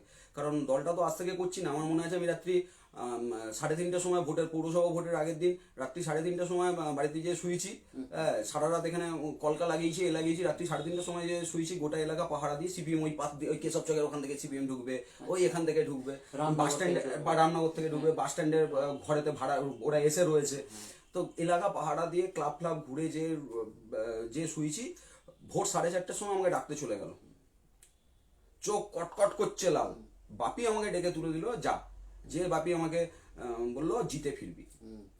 আমার বাবার মেন্টালিটি। এবার পুরনো কর্মীগুলো না কিছু চাওয়া পাওয়া থাকে না, একটু সম্মান পেলি এনাফ, আমার যেটা মনে হয়। আমি তো দেখছি, আমি যাদের সঙ্গে কথা বলি, তুই দল থেকে কি পেয়েছিস? ভালোবাসা পেয়েছি, এই যে তুই আমার সঙ্গে কথা বলছিস, আড্ডা মারছিস, আবার লাইভ করছিস, সেটাকে আমার কিন্তু অনেক কিছু পেয়েছি, বুঝলি তো? পাওয়াটা দিবেন শোন, তোর আর আমার পাওয়ার কোনো এক্সপেকটেশন নেই দলের কাছ থেকে। আমরা দলটাকে ভালোবাসি, আমরা চাই দলটা আরো 50 বছর থাকলে আমাদের বাংলাটা আরো অনেক অনেক অনেক এগিয়ে যাবে। অবশ্যই। ঠিক আছে, এটা হচ্ছে আমাদের টার্গেট। এবার সেটাকে কিভাবে পূরণ করা যায়, আগেও তো সিপিএমের হাতে মার খেয়েছি, একবার না অনেকবার মার খেয়েছি, তো আরেকবার হবে সেই মরণ মাচন লড়াইটা, তার জন্য তো তৈরি আছি। আচ্ছা, আমাদের মানে আমি যেটা দেখি আর কি, আমাদের এলাকায় যদি বলিস আরামবাগ লোকসভার মধ্যে বা হুগলি জেলার মধ্যে বা রাজ্যের বিভিন্ন প্রান্তে আমাদের যারা আইটি সেলই বলছি, সোশ্যাল মিডিয়া আমরা করি, আমাদের মধ্যে কিন্তু একটা নিরন্তর নিরবিচ্ছিন্ন সংযোগ বা আমাদের মধ্যে একটা সিস্টেম সেইভাবে গড়ে ওঠেনি। তুই আমি এখন যেমন করছি, আমরা একটা মনে করলাম যে হ্যাঁ দলের হয়ে একটা আজকে আড্ডা মারা যাই, তোকে জোর করে ধরে নিয়ে এলাম এরকম করে, তো সেইভাবে আমরা করে যাচ্ছি। আমরা আমাদের মধ্যে, আমি কিছু ছেলের নাম বলতে পারি, যেমন খানাকুল থেকে আছে, ওই দিক থেকে সুমিত দলুই বলে একটি ছেলে আছে, তারপর ওই দিক থেকে শিয়াখালার ওই দিক থেকে তানভীর জামান বলে ছেলে আছে, তুই আবার অনেকের নাম বলিস যে যাদের কথা। তো আমাদের এই একটা আমব্রেলার তলায়, একটা ছাতার তলায় আমাদের কি আসা সম্ভব 21-এর ভোটের আগে, বা দল কি এটা নিয়ে কোনো ভাবনা চিন্তা দেখ, দল তো করবে? নিশ্চয়ই ভাবনা চিন্তা করছে, কারণ তবে এখানে একটা কথা বলি, আমরা কিন্তু মাইনে করা নয়, না আমরা আমরা যারা করি, দলটা করি, আমরা মাইনে করা নয়। আমরা বিজেপির মতন ওই একটা পোস্ট করলে 2 টাকা পাবো কি 10 টাকা পাবো কি 32,000 টাকা মাইনে। আমার কাছে ফোন এসেছিল 37,000 টাকা পর্যন্ত উঠেছিল। আচ্ছা আচ্ছা। আমি বলেছিলাম যে আমার বাবা মার হাত পা ভেঙে গেলে কি বাবা মাকে গঙ্গা জলে ফেলে দিয়ে নতুন বাবা মা নিয়ে আসবো, আর ফোন করবেন না ফার্দার। আমি একটু টিটিয়া ছেলে, জানিস, আমার বাবা তো এরকম করে বলবার পর ভেবে দেখতে পারতেন, ফেক প্রোফাইল থেকে পোস্ট করলেও পাবেন আমার 2টো মুখ নয় দাদা, আমার একটাই মুখ। ঠিক আছে, আমার 2টো মুখ নয়, হ্যাঁ চশমা পরি, 4টে চোখ হতে পারে, কিন্তু 2টো মুখ নয়, মুখ আমার একটাই। না, আমি বলতে চাইছি যে যে বিজেপির যে একটা বিশাল অঙ্কের, ওদের তো দলীয় অনেক অর্থ আছে, বিভিন্ন সাপ্লাই লাইন আছে, সাদা টাকাকে কালো করা, কালো টাকাকে সাদা করা, এই যে আমাদের নোটবন্দি হয়েছে, যে ফায়দাটা দল হিসেবে বিজেপি পেয়েছে। তো আমাদের তো সেরকম কোনো ব্যাপার নেই, আমাদের নেত্রী কিভাবে তার জীবনযাপন আর নতুন করে বলার কিছু নেই, আর আমরাও চলছি। এত কিছু যাওয়ার দরকার নেই। আমি এখানে রাখি পূর্ণিমা হলে এখানে যদি রাখি পূর্ণিমা অনুষ্ঠান করা হয়, আমি মানে আমি নয় শুধু, আমার অনেক নেতারা আছেন, কর্মীরা আছেন, কেউ 1 পয়েন্ট লজেন্স কিনে দিচ্ছে, কেউ 1 প্যাকেট মিষ্টি কিনে দিচ্ছে, কেউ 10 প্যাকেট বিস্কুট দিচ্ছে, এরকম করে হয়। দল থেকে হয়তো ওই জয় বাংলা লেখা রাখি এলো বা রাখিগুলো এলো, সেই রাখিগুলো শেষ হয়ে যাচ্ছে, আরও রাখি আনা হচ্ছে, সেগুলো আমরা কর্মীরা পকেট থেকে দিয়ে করি। মানে আমি বললাম না একটু আগে যে আমার আমার দলে একটাই নেত্রী, অতএব আমাদের এখানকার যাদেরকে নেতা বলে, মানে আমাদের উপরের লেভেলের যারা, তারাও সব কর্মী। তো আমরা সবাই কর্মী হয়েই না করি এই প্রোগ্রামগুলো। অতএব আমাদের দলে দেখ, টাকার দরকার রয়েছে, একটা দল চালাতে গেলে প্রচুর পরিমাণ টাকার দরকার রয়েছে, কিন্তু আমার মনে হয় একটা ফ্লেক্স, 2টো ফ্লেক্স, 4টে ফ্লেক্স নির্বাচনের সময়, 10টা ফ্লেক্স কর্মীরা দিয়ে দিতে পারে, কর্মীরা চাঁদা তুলে করে ফেলতে পারে। বা যারা উপকার পাচ্ছে তাদের কাছেও যদি বলা হয় যে একটা দিদির ফ্লেক্স বানাবো, দেবেন কিছু, দিয়ে দেবে, কৌটো নাড়ানোর প্রয়োজন হবে না, বা লাল ছালু নিয়ে দাঁড়াতে হবে না আর রাস্তায়। আমার মনে আছে যখন দল ক্ষমতায় এলো তখন মানে অনেক মানুষ যারা এত ক্রেজি ছিলেন বিষয়টা নিয়ে, মানে বামফ্রন্টকে ক্ষমতা থেকে সরানোর পরে নিজেরা মানে ড্রামে করে রসগোল্লা নিয়ে একদম পুরো রাস্তায় দাঁড়িয়ে দাঁড়িয়ে মোড়ে মোড়ে খাইয়েছেন। তুই ওই কথা বলছিস, শোন শোন শোন, সে দিদি যখন অভাবনীয় এসেছিল, দৃশ্য। দিদি যখন এসে বলেছিল তো যে বামফ্রন্ট এই এতদিনা করে গেছে, আমার বাপি বৃদ্ধ মানুষ, আমার বাপি রিটায়ার্ড পার্সন, আমার বাপি বলছে যে কিচ্ছু না, প্রত্যেকটা মানুষকে বলা হোক 10 টাকা করে দিতে। মমতা ব্যানার্জি যদি একবারও বলে যে 10 টাকা করে দিতে, প্রত্যেকটা মানুষ মাসে মাসে 10 টাকা করে দেবে, প্রত্যেক দিন 10 টাকা করে দেবে, এরকমও মানুষ আছে প্রত্যেক দিন 10 টাকা করে দেবে ফান্ডে, দিয়ে দিদি টাকাটা শোধ করে দিক, দিদি আবার বাংলাটাকে ফিরিয়ে আনুক। এটা তো শেষ করে দিয়ে গেছে একদম একদম। মানে কোন জায়গাটা আমাদেরকে হাতে ক্ষমতা এসছে জানিস? সিপিএম একদম খাদের কিনারায় দাঁড় করিয়ে দিয়ে বাংলাটাকে গেছে। হ্যাঁ, সেটা তো আর বলার অপেক্ষা রাখে না। এবার এই জায়গাটা থেকে একটা রিকভার করা, মমতা ব্যানার্জি, শোন, মমতা ব্যানার্জি কি করছে না করছে সেটা মানুষ বোঝে। সিপিএম কিন্তু বছরে না হলে- বছরে 3বার করে এসএসসি করতো, চাকরি দিত, এখন বলছে সবাই। বলবি জানি, নিলাম ছুঁচ ফোটালি তো একটুখানি ভালো লাগে ছুঁচটা। বলছি যে আমাদেরও তো হচ্ছে ভাই, হ্যাঁ। কিন্তু কেসটা কে করছে? মামলা বিকাশ। তাহলে পিন ফুটে লাভ নেই। ও শোন, 1000 জন পরীক্ষা দিল, 4 জন চলে এলো, সাজানো, সাজিয়ে ফেলে যায় না, রেডি, 4 জন চলে এলো। এবার এবার এবার জাস্ট এ হবে, মানে তাদেরকে চাকরি দেওয়া হবে, 4 জন এসে একটা কেস করে দিল, একটা স্টে অর্ডার, না এবার ভোগো। ওরা কি ভাবছে যে এতে মানুষ ভাবছে, যেমন এখন একটা ট্রেন্ড চলছে, তুই হয়তো খেয়াল করিসনি, মমতা ব্যানার্জি, শুভেন্দু অধিকারী, অভিষেক ব্যানার্জি যে যেখানে পোস্ট করছে, সব পোস্টে আমি ওই সালে ওইখানে পোস্ট পাস করেছি বলে একটাই লেখা বারবার ধরে কমেন্ট করে যাচ্ছে, বারবার ধরে কমেন্ট করে যাচ্ছে। দেখা যাচ্ছে একজনেরই 10টা ফেক প্রোফাইল থেকে রং কমেন্ট করে যাচ্ছে। তারা হয়তো কেউই পরীক্ষা দিয়নি, একজনই হয়তো দিয়েছিল, কারণ 10টা ফেক তো তার, এরকম করে যাচ্ছে। তাতে কি যেন মানুষ বুঝে যাচ্ছে যে এটা এই করে না। আরে মানুষ এখন অনেক, সিপিএমের একটা কালচার ছিল, সিপিএমের কালচার ছিল মানুষকে কম শিক্ষিত করে রাখো, মানে অশিক্ষিত করে রাখো, কম শিক্ষিত না, অশিক্ষিত করে রাখো। কেন অশিক্ষিত করে রাখো? অশিক্ষিত করে থাকলেই সে তোমার নিজের চাওয়া পাওয়া সম্বন্ধে তাদের কোনো জ্ঞান থাকবে না। চুল্লু খাও, চুল্লু শিল্প, চুল্লু খাও, আর অশিক্ষিত করে রাখো, লেভেলটা সবসময় নিচের দিকে করে রাখো, তাহলে তারা নিজেদের চাওয়া পাওয়া নিয়ে বেশি জানতে চাইবে না।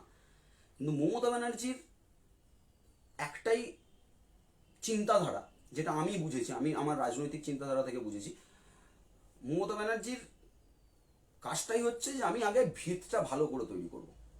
একটা কথা আছে না, বাড়ির ভিত যদি অনেক নিচ পর্যন্ত পিলার দিয়ে ভালো করে করা যায়, তাহলে বাড়িটা 10 তলা, 15 তলা, 20 তলা, 100 তলা হলেও তোর কোনো প্রবলেম হবে না, ভূমিকম্প এসেও নাড়াতে পারবে না। মমতা ব্যানার্জি এই যে ধর সবুজ সাথী সাইকেল দিচ্ছে, ছেলে মেয়ে সবাইকে দিচ্ছে, কন্যাশ্রী, আগে মেয়েরা ভালো করে তোর পড়াশোনা করতে হতো না, আগে 18 বছর, 16 বছর, 14 বছর বয়সে বিয়ে হয়ে যেত। আচ্ছা, সবুজ সাথী নিয়ে কিছু মনে করিস না, মানে তোর কাছেও আসে এই কথাবার্তাগুলো আসে, একটুখানি বিতর্কিত কথা না বললেও তো, মানে অন্য মানুষেরও বিরোধী মতটাও তো আমাদের বলতে হবে। সবুজ সাথী নিয়ে অনেকে বলেন যে একজন কোটিপতি ঘরের মেয়েও, ছেলে মেয়ে পাচ্ছে সবুজ সাথীর সাইকেল, আর একজন প্রান্তিক মানুষও পাচ্ছে সবুজ সাথীর সাইকেল। প্রবলেমটা কি আছে? বা আর একটা প্রবলেম আছে, মানে প্রবলেম কিছু নেই, পাচ্ছে তো ভালো, মানে আমার মনে হয় যে পাওয়াটা উচিত। তার কারণ হচ্ছে যে সবাই সমান, একদম ছাত্র ছাত্রীরা সবাই সমান, সবাই এবং সমান। তাদের- বড়লোক পড়াশোনার ক্ষেত্রে কোনোদিন গরিব বড়লোক হয় না, এটা ঠিক। একদম এইটা পরিষ্কার তো তোর আমার মতামত একই হচ্ছে, কিন্তু যখনই আমি ওই বেছে বেছে দিতে চাই, তখন একটা ছাত্র মনে, ছাত্রছাত্রীদের মনে একটা প্রভাব পড়ে। যখন তুইও স্টুডেন্ট ছিলিস, দেখেছিস হ্যাঁ, যে অনেক কিছু জিনিস যেগুলো পেতো অনেকে এবং আমরা সেগুলো পেতাম না, সেক্ষেত্রে একটা কিন্তু মনেতে প্রভাব পড়ে। দিদি সবাইকে জেনারেলাইজ করে সবাইকে দিচ্ছেন, এটাতে আমি সাধুবাদ জানাই, এবং এটা একটা মনস্তাত্ত্বিক একটা ভালো প্রভাব আছে, অবশ্যই। ঠিক আছে। কিন্তু আবার একটা জিনিস বল, সাইকেল শিল্পটাকে দিদি নাকি ধ্বংস করে দিল, তাদের সাইকেলের দোকান টোকান রয়েছে, তাদের নাকি বিক্রি বাটা হচ্ছে না। হ্যাঁ, ভালো করে ভাব, এখানটা প্রবলেম ভাই, এখানটা প্রবলেম। হ্যাঁ। একটা নতুন সাইকেল বিক্রি হচ্ছে 3,500 টাকা, হ্যাঁ। সে লাভ করলো 500 টাকা, লাভ করলো এককালীন লাভ করলো 500 টাকা। আর একটা সাইকেল, ছোট দোকান ধর একটা, আর একটা সাইকেল তার বিক্রি হচ্ছে 2 সপ্তাহ পরে, সেটা তো হচ্ছে 500 টাকা লাভ করলো। আর একটা সব বিক্রি হচ্ছে 2 সপ্তাহ পরে, সেটা তো হচ্ছে 500 টাকা লাভ করলো। তাহলে মোট 1500 টাকা লাভ করলো, ধর 1 মাসের মধ্যে সে 1500 টাকা লাভ করলো। দিদি এই যে এত সাইকেল দিয়েছে, যদিও এখন রাস্তাঘাট খুব ভালো, লিক ফিক হয় না, কিন্তু ব্রেক শুক হয়, ক্যারিয়ার এই সামনের যে ক্যারিয়ারটা থাকে সেই ক্যারিয়ারে যে মালপত্র নিয়ে যে ক্যারিয়ারটা ভেঙে গেল, টায়ার বাস্ট হতে পারে, বাস্ট হতেও যেতে তার মানে কি বলছিস, low quality cycle? Low quality cycle মোটে তুই, আমি বলছি না। ও অনেক অনেক কথা বলে। শোন, একটা প্রোডাক্ট, একটা হিউজ প্রোডাকশন হচ্ছে, একটা হিউজ প্রোডাকশন, মানে তুই ভালো করে দেখ, এবারে 15 লক্ষ সাইকেল দেবে বলেছে, 15 লক্ষ, মানে ভাবছিস মানে কোনো একটা হিউজ প্রোডাকশন হচ্ছে, সেখানে যদি একটা মানে প্রোডাকশন প্লাস হচ্ছে যারা সাইকেল সারানোর সঙ্গে, বা সাইকেল যারা কারিগর মিস্ত্রি, তাদেরকেও তো ওই সাইকেলটা রেডি করতে হচ্ছে, অ্যাসেম্বল করে রেডি করতে হচ্ছে, এবং তারাও তো মিস্ত্রি। সেখানে যদি তাদের সেখানে যদি একটা চাবির গন্ডগোল হয়ে যায়, কিংবা একটা রিং খোলা থাকে, কিংবা হয়তো হাওয়াটা কম রয়েছে, কিংবা হয়তো ভ্যাল লাগানো নেই, সেটা নিয়ে যারা সমালোচনা করে তারা কি বলবো, মূর্খের স্বর্গে বাস করছে। না, তারা তো তোকে যে কথাটা বলতে বলতে আমি বললাম, তোকে যে আমি কথাটা বলতে বলতে, মানে তারা তো তারা আবার প্রচার করছিল কি সাইকেলটা আমরা দিচ্ছিলাম, সাইকেলটা আমরা শুরু করেছিলাম আমরাই। কিন্তু দেখা গেল যে ছবিটা পোস্ট করে ফেক পোস্ট, যে ছবিটা পোস্ট করে নাকি বুদ্ধদেব ভট্টাচার্য সাইকেল দিচ্ছে, সেটা একটা এনজিও সংস্থা সাইকেল, তিনি নিজে উদ্বোধন করে সাইকেল দিচ্ছিলেন। হ্যাঁ, ছাড়। এবার মেইন যেটা ব্যাপার হচ্ছে, এই একটু তাকে বলতে থেমে গেলাম, যে সাইকেলটা এই যে দেওয়ার ব্যাপারটা, সে 500 টাকা, সে 500 করে 1,500 টাকা লাভ করলো, কি 2,000 টাকা মাসে লাভ করলো। এবার এখন যত সাইকেল বাড়ছে, সাইকেল খারাপ হবেই ভাই, চলবে। এখন পাম্প দিতে গেলে, এখন পাম্প দিতে গেলে, তুই যদি তোর গাড়িতে পাম্প দিতে যাস মিনিমাম 5 টাকা 10 টাকা নেবে, সাইকেলে পাম্প দিতে গেলে 2 টাকা করে আসছে। তাহলে রোজ সকালবেলা থেকে তোর যদি 100টা সাইকেলে পাম্প দেয়, তার 200 টাকা আসছে। সে মাসে 4টে সাইকেল বিক্রি করে, কারণ যত সাইকেলের আধিক্য বাড়বে, তার সারানো লোকও বাড়বে। কিন্তু আগে কি ছিল, আগে নতুন সাইকেল বিক্রি করে ধান্দাটা হতো, আর সাইকেল বিক্রি হতো কিরকম, সপ্তাহে 2 সপ্তাহে একটা, 3 সপ্তাহে একটা।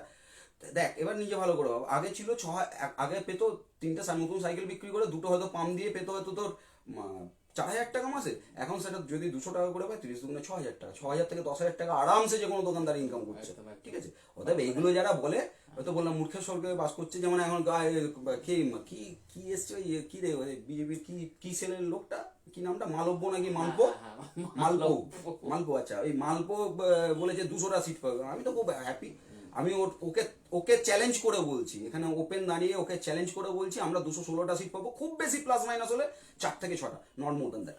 তার মানে তুই বলতে চাইছিস কি, পুঁজিপতি যারা যারা পুঁজিবাদের মধ্যে রয়েছেন, সেই পুঁজিপতিদের মৌচাকে দিদি ঢিলে মেরে দিয়েছেন, আর তার জন্য তারা চাচাচ্ছে সাইকেল বা অন্যান্য জিনিস যেগুলো দিদি দিচ্ছেন মানুষের প্রয়োজনে, তো সেইগুলোতে একটা জায়গা হয়েছে। মানে প্রকৃত বামপন্থা কি দিদি, আদর্শটা কি দিদি ফলো করছেন বলছিস? খুব দামি কোশ্চেন। দেখ, আমি লেনিন নীতিতে বিশ্বাস করি না, আমি মার্কস নীতিতে বিশ্বাস করি না। সাম্যবাদ সম্ভব নয়। ওই যে বলে সাম্যবাদ, ওগুলো মানে উলচুল কথাবার্তা, না উলচুল কথা, সোনার পাতাবাটি তো অনেক ভালো জিনিস হয়ে গেল, উলচুল কথাবার্তা ওগুলো হয় না ভাই, ওগুলো কোনোদিন সম্ভব নয়। সাম্যবাদ যদি ফিরিয়ে আনা হয়, বলে সাম্যবাদ যদি আনা হয়, দিব্যেন্দুও পড়াশোনা করবে না, আমিও পড়াশোনা করবো না, কিংবা দিব্যেন্দু পড়াশোনা করবে, আমি বসে থাকবো, সাম্যবাদ তো দিব্যেন্দু যা ইনকাম করবে সব এক জায়গায় হয়ে যাবে, ভাগাভাগি করে খাবো, আমি শুয়ে থাকবো সারাদিন, তুই খেটে মরবি, তখন তোর আর মেন্টালিটি থাকবে না, ধর কি কার জন্য খেটে মরছে, আমি তো আমার নিজের কথা। সাম্যবাদটা মিথ্যে, ওটা নয় অ্যাকচুয়ালি। মানে বামপন্থা যেটাকে আমি বুঝি, বামপন্থা মানে মানুষের জন্য লড়াই করা, মানুষের চাহিদাটাকে পূরণ করা, বেসিক চাহিদা। বেসিক চাহিদাগুলো, বেসিক নিড। কি বেসিক নিড? খাদ্য, বস্ত্র, বাসস্থান। আজকে মমতা ব্যানার্জি তিনটেতেই সফল। আজকে মমতা ব্যানার্জি তিনটেতেই সফল।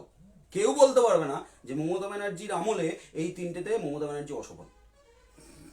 তার সঙ্গে উপরি পাওনা আমাদের রাস্তাঘাট। রাস্তা, তুই নিজে চিন্তা কর, এই যে লাইটগুলো বসছে, এলইডি লাইটগুলো, মানে আমার আমার রাস্তাটা, আমি তোকে একটা ঘটনা, একটা ছোট্ট ঘটনা বলি। আমি যখন সিপিএম এর আমলে আমি যখন বাইক কিনেছিলাম বা সাইকেল চালাতাম, আমার সোজা হ্যান্ডেল একটা সাইকেল ছিল ছোটবেলা থেকে, যখন চালাতাম মাসে আমার 2-4বার লিক হতো সাইকেলটা। বাইক তো, বাইক নিয়ে বেরোনো মানে তেলের টাকা ছাড়ো, তেলেরটা তখন তো 40-50 টাকা হয় তেল পাওয়া যেত 1 লিটার 2 লিটার, ঠিক আছে, 1 লিটার তেল পাওয়া যেত, 500 টাকা তেল ভরলে ফুল ট্যাঙ্ক তেল হয়ে যেত। তখন আমার মনে হয় আমার প্যাশন গাড়ি। তো আমার এখান থেকে কলেজ পর্যন্ত যেতে মানে গোটা মাসে অন্তত আমার 500 টাকা শুধু গাড়ির লিকের জন্য খরচা হতো। গাড়ির কোথাও পেরেক ফুটে যাচ্ছে, কোথাও স্টোন চিপ ঢুকে যাচ্ছে, টায়ার নষ্ট হয়ে যেত খুব দ্রুত। এখন এই 11 বছরে আমার এই পালসার গাড়িটা অন্তত 8 বছর হয়েছে, তুই দেখ জানিস, 8 বছর 9 বছর হতে চললো। তো এই গাড়িটা আমার এখন পর্যন্ত টায়ারটাই ক্ষয়েছে। আমাকে লিক ফিকের জন্য অতটা কিছু প্রবলেম হয়নি। শুধু হতো কখন হয় আমি তোকে বলে দিচ্ছি, একটা হচ্ছে কালী পুজোর পরে, একটা হচ্ছে দুর্গা পুজোর পরে। কেন? রাস্তায় এই যে ওই যে পিনগুলো, পিন পেরেকগুলো পড়ে থাকে, হতে ওই পারে। সময়টার প্রবলেম। হতে পারে, হ্যাঁ। আমার এখন গাড়ির শুধু Maintenance। মেনটেনেন্স খরচা খুব কম ভাই, শুধু মোবিল খরচা আর তেল খরচা, ওই তেলেতেই গড়, আর কিছু নয়। মানে তেলের দামটা বাড়িয়ে দিয়ে মেইনটেনেন্সটা দিদি কমিয়ে দিয়েছে। তাই তো, সব গাড়ি তো এখন দিদির দোষ, যা করছে দিদি করছে নাকি। এখন আমাদের ওয়ার্ক কালচারটাকে ফিরিয়ে আনার জন্য দিদি এক সময় বলেছিলেন যে শিক্ষার ব্যাপারটা না, যে যেটা পারবে করো, বসে না থেকে। এমন লাইভ করেছিস, সিগারেটও খেতে পারবো বল।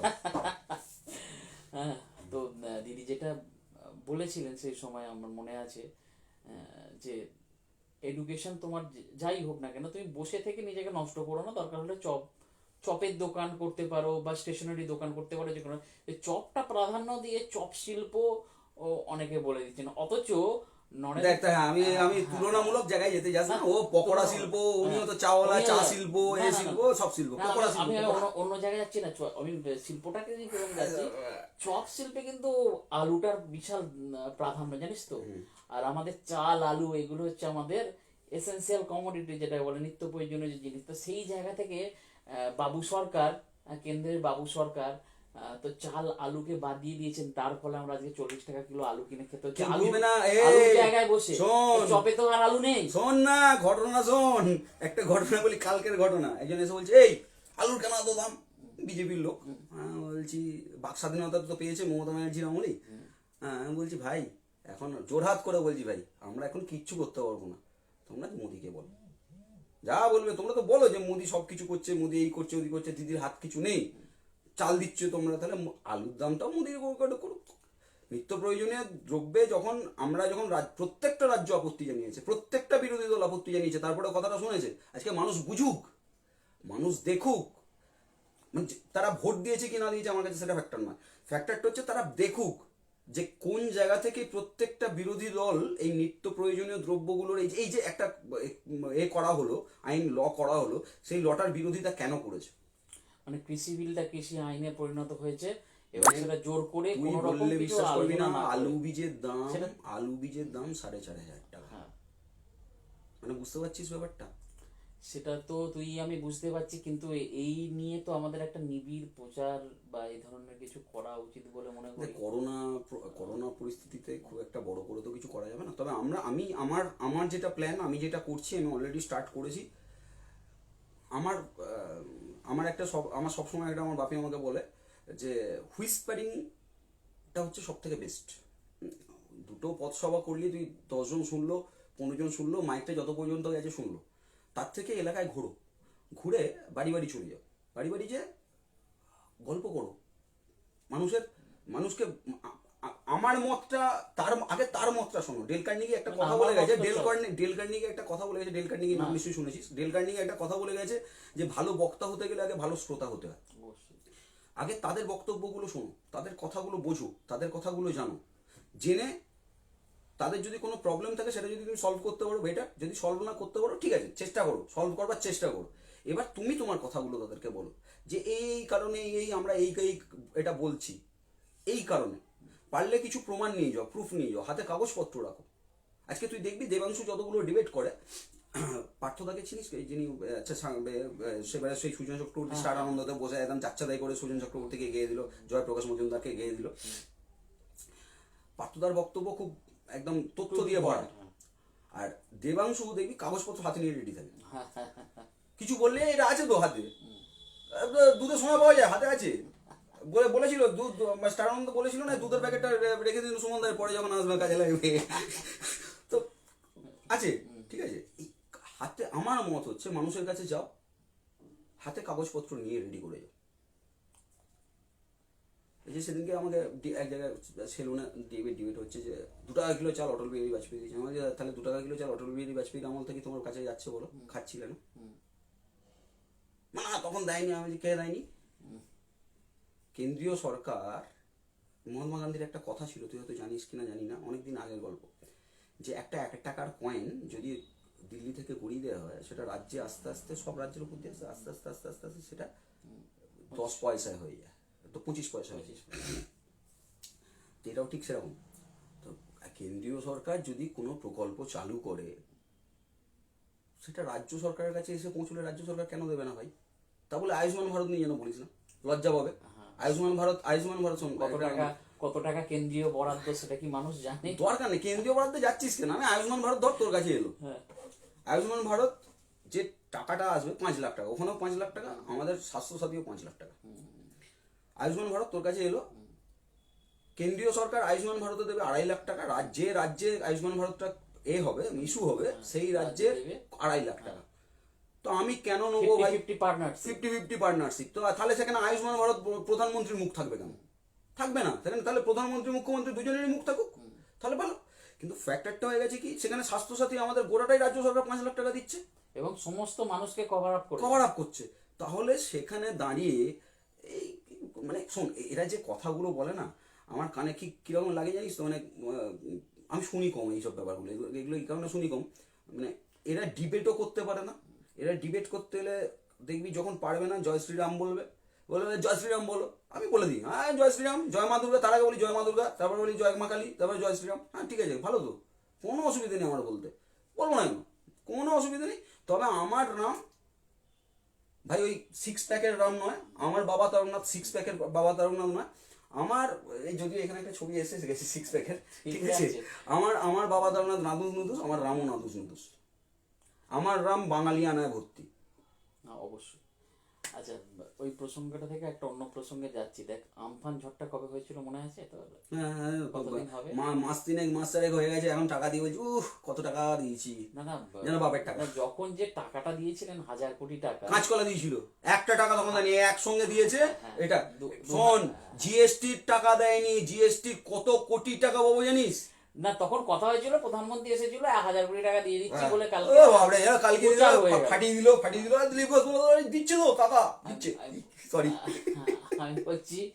আমি বলছি না, মানুষের এই যে কষ্টটা 263 বছরে, মানে বাংলার যে ইতিহাস বলছে ডিজাস্টারের, প্রাকৃতিক বিপর্যয়, 263 বছরে ভয়ঙ্করতম প্রাকৃতিক বিপর্যয় এই আমফান। সেই জায়গায় আমাদের প্রায় 50,000 কোটি টাকার ক্ষয়ক্ষতি হয়েছে আমাদের রাজ্যে।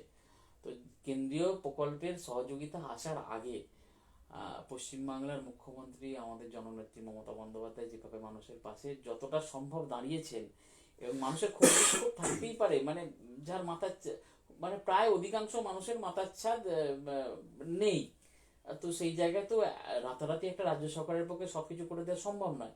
কেন্দ্রীয় সহযোগিতাটা এলো, কিন্তু কখন এলো? যখন পশ্চিমবাংলায় ভোটের দামামাটা বেজে গেছে এবং এটা ভোট প্রচারের জন্য সেই টাকাটা আসছে। তো এইটাকে কিভাবে, মানে মানুষের কাছে কিভাবে পৌঁছাচ্ছে বিষয়টা, যে কেন্দ্র সরকারই সব দিয়ে দিল, এরকম ব্যাপারটা নয়। মানে তোর মতামত? এখন মানুষ বোঝে, এখন মানুষ ধর আমার শরৎপল্লীতে, আমার এখানে যে পল্লীটা আছে শরৎপল্লীতে আমফানের টাকা এসছে, দেওয়া হয়েছে রাজ্য সরকার।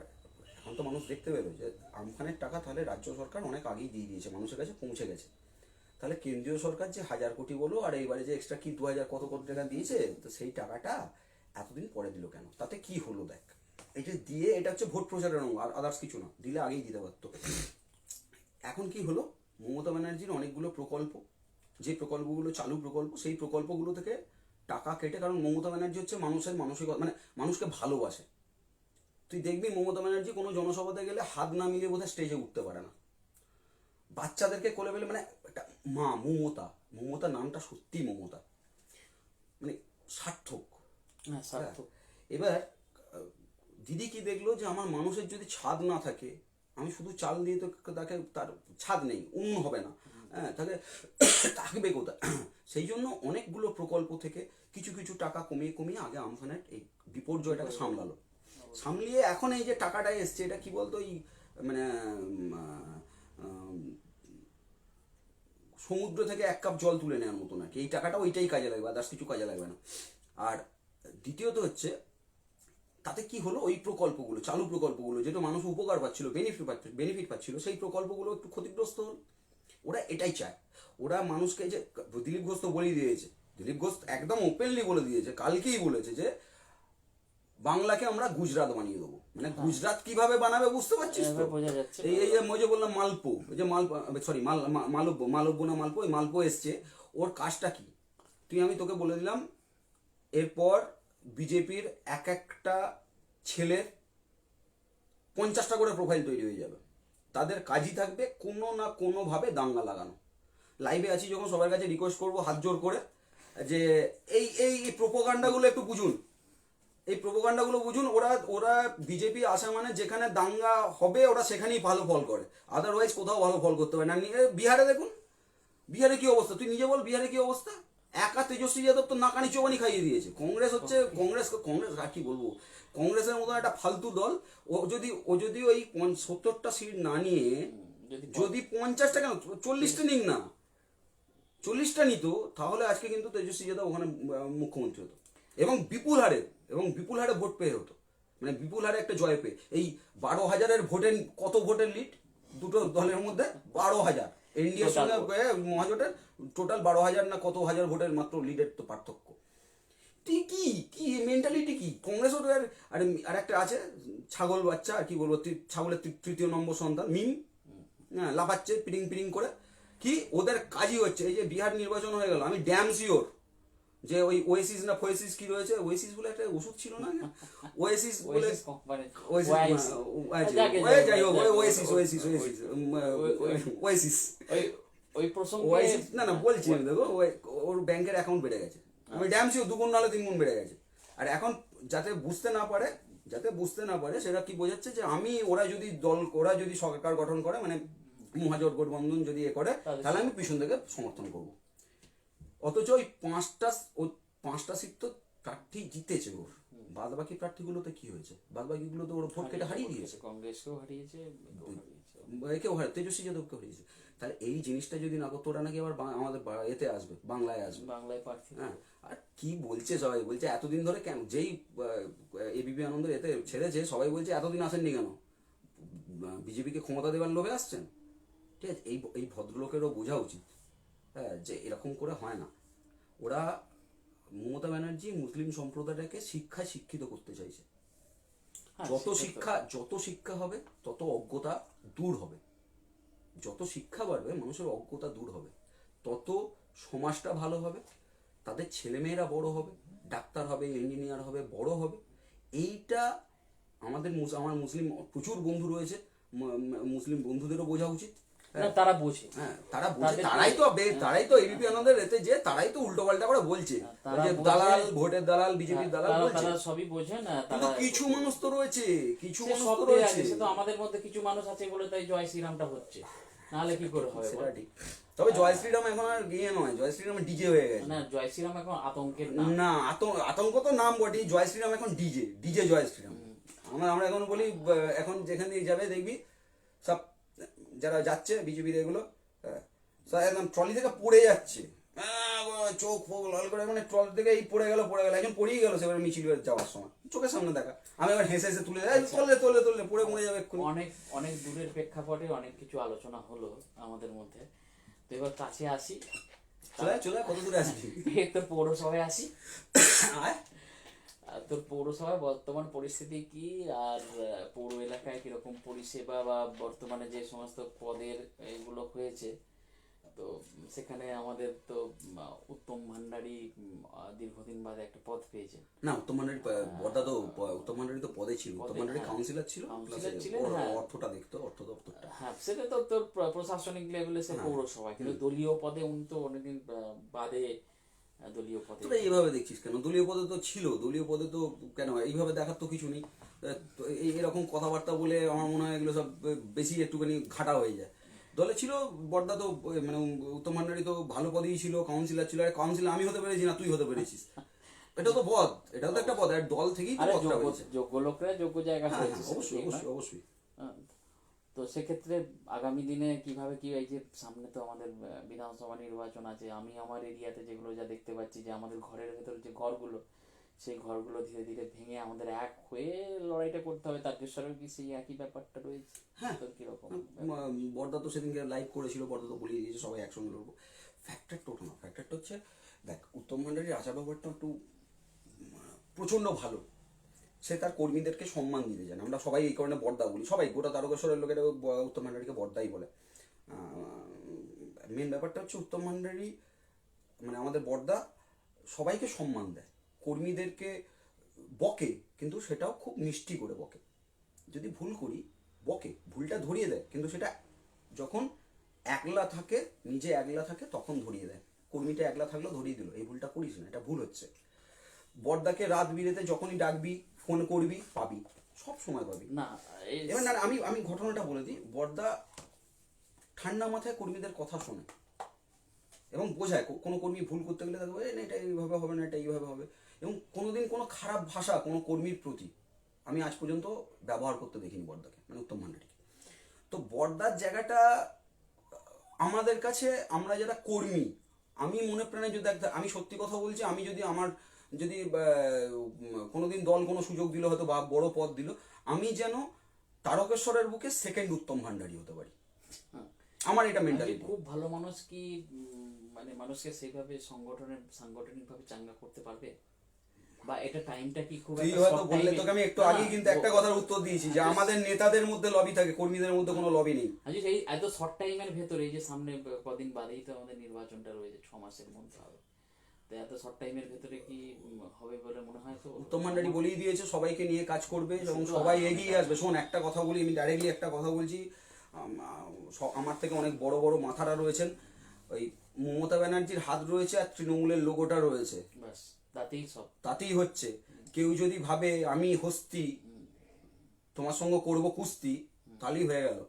মানে এই এই জায়গাটা যদি মেন্টালিটিটা না চেঞ্জ করে, তাহলে কিন্তু দল না থাকলে, দল ক্ষমতা না থাকলে সব হস্তি মুস্তি চস্তি আমি সব বেরিয়ে হস্তি যাবে। করবো কুস্তি, আর তোমার পরাজয় হবে যত পরনাস্তি। হ্যাঁ, ওইরকম হয়ে যাবে আর কি, ওইরকমই হয়ে যাবে আর কি। প্রবলেমটা এটা মানুষের বোঝার ব্যাপার। মানে আমার আমার আমার নেতা কেউ নেই, আমি তো বললাম আমার দলে একটাই নেত্রী। যারা কর্মীরা রয়েছেন, আমার উপরের যারা কর্মী রয়েছেন, যাদের আন্ডারে আমরা আছি, যারা আমাদেরকে দিয়ে আমরা যাদের হয়ে কাজ করি, তাদের এটা যদি তারা যত তাড়াতাড়ি এটা বুঝবে, আমার মনে হয় তত তাড়াতাড়ি মঙ্গল। তাদেরও ভালো, আমাদেরও ভালো, এবং সর্বাপেক্ষা ভালো হচ্ছে বাংলার। এই পরিপ্রেক্ষিতে আমিও সামান্য মতামত দিয়ে, আমাদের আলোচনাটা অনেকক্ষণ ধরেই চলছে, বুঝলি ভাই, খিদেটাও পাচ্ছে চঞ্চন করে। চা খাবো, যাও না, তুই তো লাইভ করে আমার এ করে দিলি, অবস্থা খারাপ করে দিলি, একটু ঘুমাকে দিলি। তোর যেমন মতামতটা দিলি, যেমন আমার একটা দুটো চারটে কথা শুনে নে। হ্যাঁ বল, তুই আমাকে জোর করে ধরে বসিয়েছিস ভাই, বেঁধে ধরে বসিয়েছিস, বল। এটা তো আড্ডাই হচ্ছে। দেখ ভাই, সামনে যে লড়াইটা রয়েছে, এবং যে একটা সাম্রাজ্যবাদী শক্তি বলবো আমি এটা, মানে আগে যেমন ব্রিটিশ সাম্রাজ্যবাদ ছিল, বল সেখান থেকে বল হিন্দি বল, আরএসএস আর বিজেপি হচ্ছে আর নাৎসি বাহিনী, আর মোদি আর অমিত শাহ হচ্ছে হিটলারের ভাই।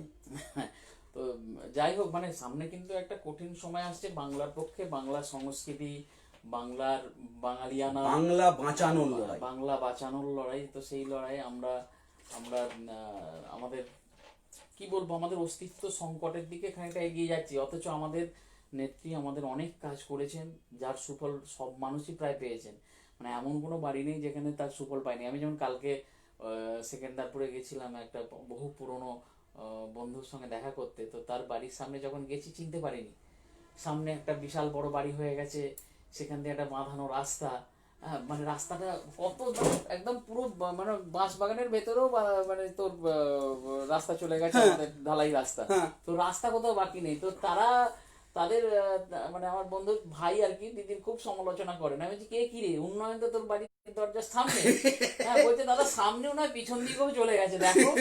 মানে সে বলছে সত্যি দিদি এত কাজ করেছেন, হ্যাঁ, অথচ দেখো মানুষ কত কি বলে যাচ্ছে তার বিরুদ্ধে। তো এই জায়গাটাতে আমাদের ধরতে হবে।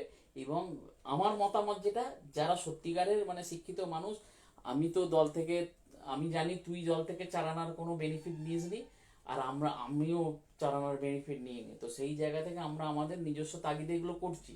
কিন্তু দলেরও সেই জায়গাতে কিছু ছেলেগুলোকে পিক করা বা ছেলে মেয়েদেরকে পিক করা উচিত, যেখান থেকে যারা এই 21শে নির্বাচনের লড়াইটাকে আরো বেশি ক্ষুরোধার করবে এবং মানুষের মনে সেই জায়গাটা, সেই বোধটা জাগিয়ে তুলবে যে হ্যাঁ, দিদি তো এত কিছু করেছেন, এবার দিদিকে ফিরিয়ে দেওয়ার পালা আমাদের। 21শে নির্বাচনটা আমাদের কাছে পাখির চোখ, এবং আমরা সেই লড়াইটা একাত্মভাবে করতে চাই, এবং এখানে চাওয়া পাওয়ার কোনো হিসেব নেই। দেখ, এখানে আমি একটা কথা বলি, তুই যে কথাটা বলি একদম পারফেক্ট কথা, এটা তো দরকার, অবশ্যই আমরা করবো সেটা।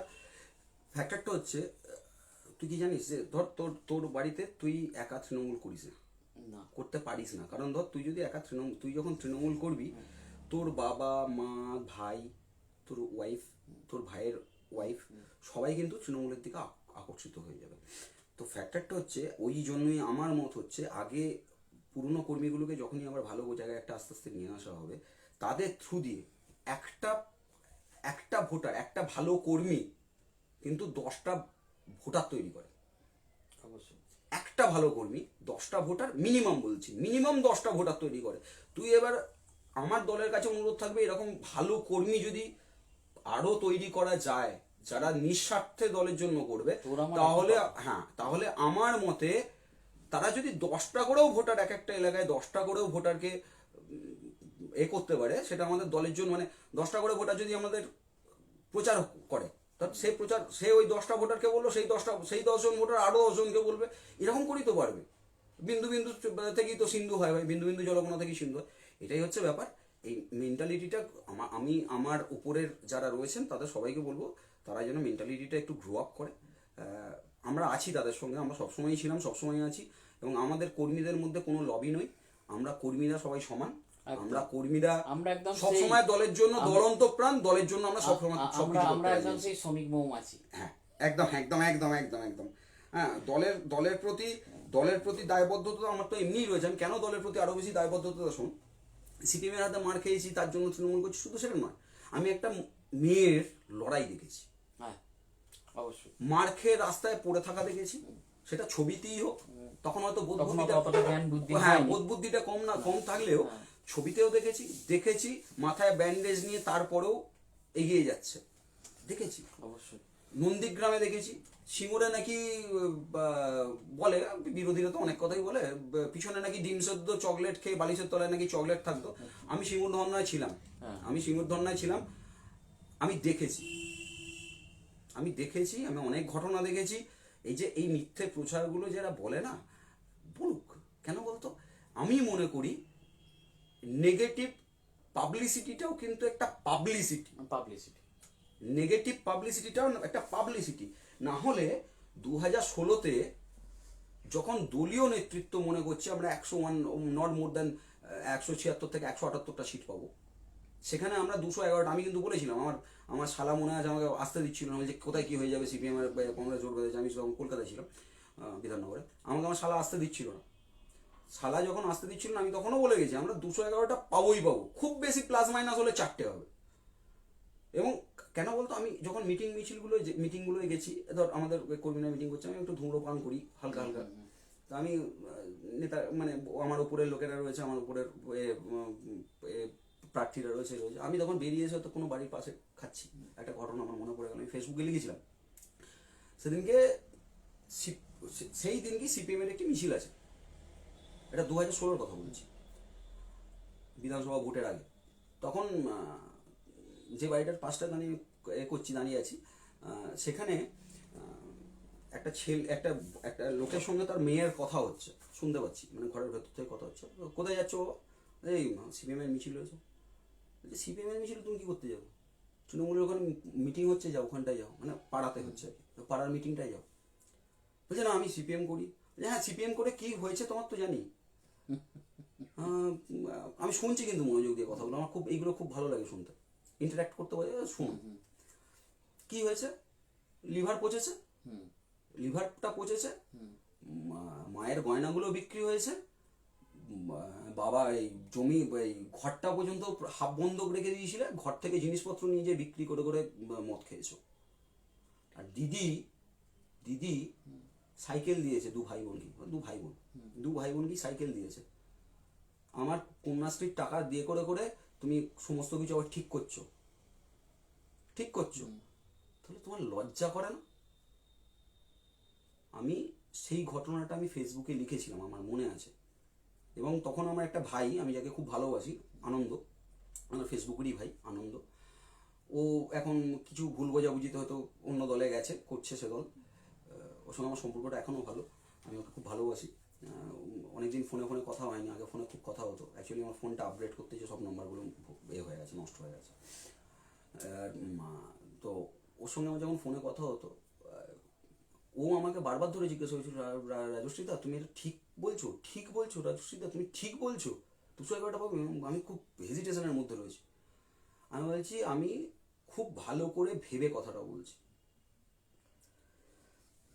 এবং তুই দেখ 211টাই হলো, পারফেক্ট 211টা হয়েছিল, এবং প্লাস মাইনাস 4টে হয়েছিল। এটা অহংকার করে বলছি না, এটা মেন ব্যাপার হচ্ছে তুই মানুষের পালস রেটটা বুঝবি। যেমন এখন একটা আমার কতগুলো বন্ধু আর কি দোকানদানি রয়েছে মন্দির পাড়ার ওই সাইডে, তারা বলেছিল আমার দোকানে যখন আসে রাত্রিবেলা থেকে একটু আড্ডা মেরে হয়তো বাড়ি যাচ্ছে, বলেছিল রাজ্যে দিদি কেন্দ্রে মোদি। 2019-এ বলেছিল। 2019-এ কেন্দ্রে তো মোদি এসে গেছে। কেন্দ্রে মোদি আসবার পর সেই বন্ধুগুলি এখন এসে বলছে কি ভুল করলাম দাদা। কেন রে? ব্যবসাদার যারা আছে বলছে কি ভুল করলাম, কি ভেবে নিয়ে এলাম, কি হলো? বলছি কেন রে, কি হয়েছে রে? বলছে সব সিপিএম এর হারমাত গুলো এখানে এসে আজকে বলছে 5,000 টাকা দাও, কালকে 3,000 টাকা দাও, কালকে 2,000 টাকা দাও, আজকে মদ মাংস খাবো, কালকে মিছিল করবো, পরশু দিনকে ড্রামা কুরকুরে বাজাবো। কি আজ ভোট তো তোরা দিয়েছিস ভাই, আমি তো ভোট দিইনি, আমি তো দিদিকেই ভোট দিয়েছি, তো আমি কেন চিন্তা ভাবনা করবো? আমি শান্তিতে আছি। ওই শান্তিটাই হচ্ছে মেন ব্যাপার। তা বলে এই বিজেপি যদি ভেবে থাকে বাঙালি শান্তি ভালোবাসে বলে হাতে চুরি পরে বসে থাকবে, লাঠি ধরতে পারে না, ওরা ভুলে যাচ্ছে আমরা মা দুর্গার পূজারী। আমাদের মেয়েরাও ধরতে পারে অস্ত্র, কাটারি, বঁটি নিয়ে বেরিয়ে পড়বে। ওরা সাবধানে থাকুক। ওদের বেটি বাঁচাও বেটি পড়াও নয়, ওদের এখন বেটি জ্বালাও, বেটি রেপাও, মানে রেপ করো।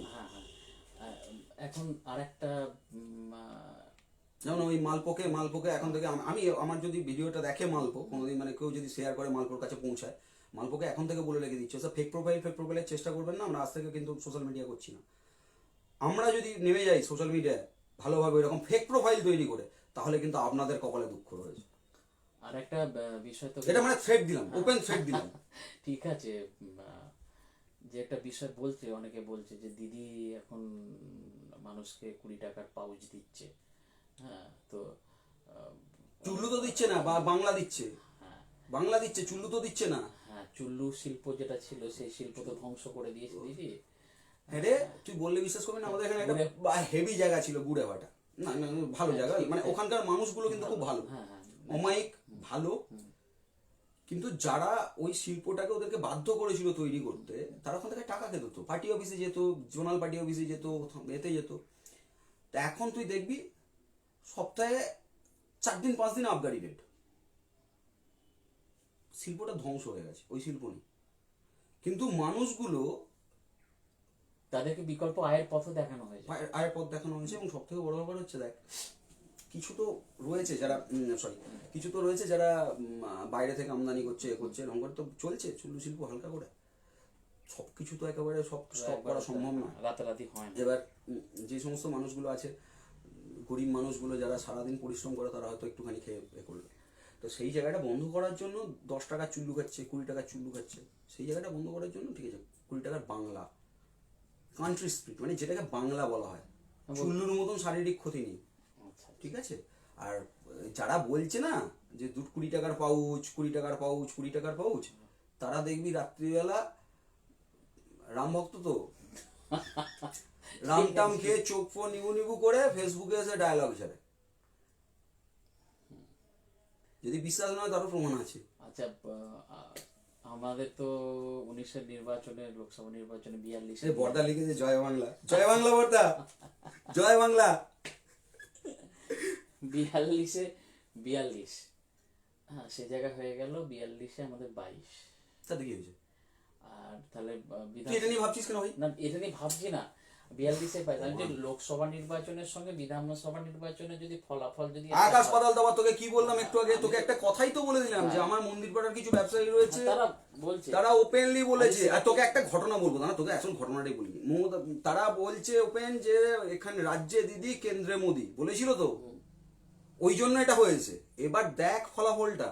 আর এটা কোটাটাই তো সিপিএম এর। তুই এখনো তোদের মাথায় ঢুকেছি কিনা জানি না, তোর তো ঢোকা উচিত, তুই তো আমার সঙ্গে থাকিস।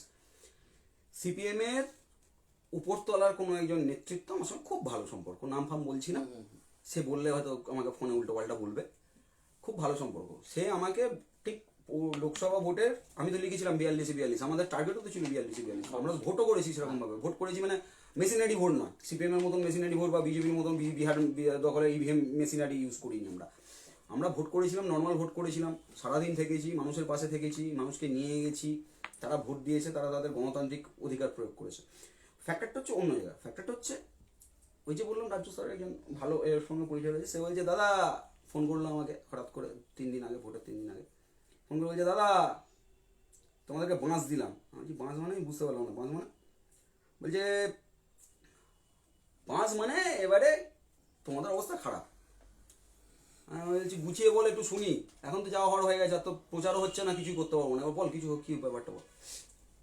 বলছে আমাদের যে প্ল্যানটা ছিল সেই প্ল্যানটা হচ্ছে আমরা হুইসপারিং ক্যাম্পেইনিং করেছি। কি হুইসপারিং ক্যাম্পেইন করেছিস? যে আমরা আমরা আমরা জানি আমরা তোমাদের সঙ্গে লড়বার মতন জায়গায় নেই, মানুষ আমাদের কত তাড়াতাড়ি ক্ষমা করবে না, তাই আমরা আমাদের ভোটটাকে টোটাল কনভার্ট করছি বিজেপিতে। ওপেনলি বলে দিল বিজেপিতে কনভার্ট করছি। আমি মানে বলছে দেখো এখন ওরা একটু লাফালাফি করছে তো উইকিংয়ের মতন রামটাম বলে বলে, হ্যাঁ, আর দিদিও একটুখানি তাদের পোলতে আগুন দিয়ে দিয়েছে, তো এখন লাফালাফি করছে, ওদের সেই লাফালাফিতে একটুখানি আমরা কি করছি, আমাদের ভোটটা ওদের কনভার্ট করে দিচ্ছি, করে দিয়ে ওরা যদি 10-15টা সিট পেয়ে যায় তোমাদের পিছনে বাঁশ। বলছি প্ল্যানটা খুব সুন্দর তো। বলছে আমরা যেখানে যেখানে হুইসপারিং ক্যাম্পেইনিং করেছি সেখানে আমাদের দল খুব কম ভোট পাবে, মানে ওই যে ওদের যে 20% ভোটটা ওখানে গেল, কনভার্ট হলো। আগে তো বিজেপির যে ভোটটা ছিল আমাদের দলের কোনো ভোট যায়নি ওখানে। আমরা কেন এত হাহুতাশ করছি আমার তো মাথায় ঢোকে না। আমাদের দলের কোনো ভোট ওখানে যায়নি। আমাদের দলের যা ভোট আছে বরং 4.5% প্লাস করেছি আমরা, 4.5%। এই 4.5% ইয়ং চ্যাপ গ্রাম বাংলার মানুষ আছে, কিছু মানুষ গেছে যেটা সিপিএম এর ভোটটা কনভার্ট হয়েছে। তুই বললে বিশ্বাস করবি না, তারপরে আমরা একটা বাইক মিছিল করেছিলাম ওই রেজাল্টের পর। তখন আমাদের স্বপনদা চেয়ারম্যান, স্বপনদা নেতৃত্বে সবাই ছিল, স্বপনদা আমরা সবাই গাড়ি একটা বাইক মিছিল করেছিলাম। বাইক মিছিল আমরা ঘুরেছি, এখান সেখান করে ঘুরেছি, সব তারপর ফলপুর করে সব ঘুরেছি। তো ঘোরবার সময় দেখছি গোটা এলাকাটায়, যেখানে সিপিএম এর পতাকা লাগানো থাকতো না, গোটা এলাকাটায় বিজেপির পতাকায় মোড়া, একদম গোটা এলাকাটা বিজেপির পতাকা মোড়া। একটা জায়গায় একটা লম্বা বাস গোজা রয়ে যায়, আকাশে উঠে যায়, সেখানে যায় একটা সিপিএম এর পতাকা। এই তো বোঝার ব্যাপার, লুকোনোর কিছু নেই। আর সিপিএম এর কি বলেছিল আমাকে ছেলেটা, মানে সেই ভদ্রলোক আরো কি বলেছিল, বলছে আমাদের মেন্টালিটি হচ্ছে ওখানে যাব, ওখানে ওদেরকে পাঠিয়ে দিলাম, ভোটটা কনভার্ট হয়ে গেলে এবার তোমাদের সঙ্গে লড়াই হবে, ওরা বিজেপির নাম নিয়ে তোলা তুলবে, তোলাবাজি করবে, সমস্ত কিছু করবে, তখন লোক ভাববে আচ্ছা তৃণমূল খারাপ ছিল, তৃণমূল চোর ছিল, বিজেপি তো আরো বড় চোর। নচিকেতার কথা আছে না, ও মা নাড়ুদা ও তো আরো বড় চোর, তো তৃণমূল চোর ছিল, বিজেপি আরো বড় চোর, তাহলে ঠিক আছে চলো এবার সিপিএম কে ক্ষমা জ্ঞান না করে এবার 2021 ফিরিয়ে আনি। এসব প্ল্যান মানুষ বুঝে গেছে। হ্যাঁ, এগুলো আর খেয়ে কোনো লাভ নেই, ওরা যা করছে করুক, আমরা আমাদের কাজটা করবো। মমতা ব্যানার্জি যা প্রকল্প দিয়েছে সেই প্রকল্প আমরা মানুষের কাছে কতটা বেনিফিট পৌঁছাতে পারছি, কতটা মানুষের কাছে পৌঁছে সেই প্রকল্পগুলো পৌঁছে দিতে পারছি, এটা আমাদের দরকার। ঠিক আছে, এটা আমরা ভাববো, এটা আমাদের দরকার, কতটা সেই মানুষগুলোর কাছে আমরা প্রকল্পটা পৌঁছে দিচ্ছি এবং প্রকল্পটা প্রচার করতে পারছি। আমাদের আর কিছু দরকার, আমি ডাইরেক্টলি বলছি, আমাদের প্রার্থীর কোনো আমাদের প্রার্থীর কোনো নামটাই দরকার, ছবিরও দরকার পড়বে না, শুধু মমতা ব্যানার্জি তৃণমূলের লোগো আর তার নাম, আরামসে ভোটে জিতে যাবে। বলছি শোন না, খিদে পেয়ে গেছে, ঠিক আছে, তো শেষ করার নমস্কার। না, শেষ করার আগে একটা কথা বলে দিই। আমি দীপবন্ধু আর আমি রাজশ্রীকে নিয়ে এসেছি, আপনাদের সকলের প্রিয়। একসঙ্গে আমরা আড্ডা মারলাম, আড্ডা মারার ছকে আমরা দলীয় আলোচনা করলাম। এর পিছনে আমাদের কোনো রকম ব্যক্তি স্বার্থ, কোনো রকম ব্যক্তি উদ্দেশ্য নেই। আমাদের একটাই উদ্দেশ্য, আমরা হার্ড কোর তৃণমূল কংগ্রেস কর্মী এবং থাকতে চাই, হার্ড কোর তৃণমূল কংগ্রেস কর্মী এবং তৃণমূল কংগ্রেস পরিবারের আমরা সদস্য, এবং দলের সঙ্গে প্রথম থেকে আমরা ছিলাম, আজকে আছি এবং আগামীতেও থাকবো। স্ট্যাম্প পড়ে গেছে, যেতে কোনো জায়গায় যেতে পারবি না। কেউ যদি মনে করে থাকেন এখন টালমাটাল অবস্থা বলে আমরা এদিক ওদিক করবো বা এরকম, এই ধরনের আমাদের কোনো মেন্টালিটি নেই। আর কেউ আমাদেরকে বলেও নি যে এটা করো সেটা করো, এইভাবে করো সেইভাবে করো। আমরা সম্পূর্ণভাবে নিজেদের, আমরা স্ব ইচ্ছায় এবং আমাদের ভালো লাগা থেকে আমরা এই কাজগুলো করি। এবং তার জন্য আমরা যদি কোনো দায়বদ্ধতা থাকে নিজের কাছে এবং নিজের বিবেকের কাছে, আমাদের দলনেত্রী মমতা বন্দ্যোপাধ্যায়কে আমরা ভালোবাসি এবং তার দেখানো পথেতেই আমরা এগোবো। আগামী দিনে 21-এর নির্বাচনে দল যদি মনে করে আমাদেরকে যেভাবে কাজে লাগানোর কথা, যদি মনে করে কাজে তো লাগাবে, কাজে লাগাচ্ছে, শোন কাজে লাগা, দল কি মনে করলো না, আমরা কাজে লাগবো। হ্যাঁ, আমরা কাজে লাগবোই। আমাদেরকে দল কাজে লাগালো কি না লাগালো না, আমরা ঝান্ডা বাঁধাতে আছি, একটা ঝান্ডা বাঁধাতে আছে, একটা ফ্ল্যাগ বাঁধাতে আছে, আর পতাকা নিয়ে ঘুরতেও আছি। আর আমাদের যদি কিছু বলতে বলে আমরা তার ভেতরেও রয়েছি।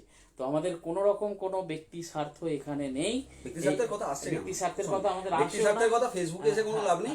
ব্যক্তি স্বার্থ এলাকার লোক জানবে, হ্যাঁ, এলাকার লোক জানবে তুমি মানুষ কি জানে আমরা কি। হ্যাঁ, ঠিক ব্যাস, আছে, এলাকার লোক জানবে। চল, নমস্কার, টাটা, ধন্যবাদ যারা দেখলেন, ধন্যবাদ। ধন্যবাদ।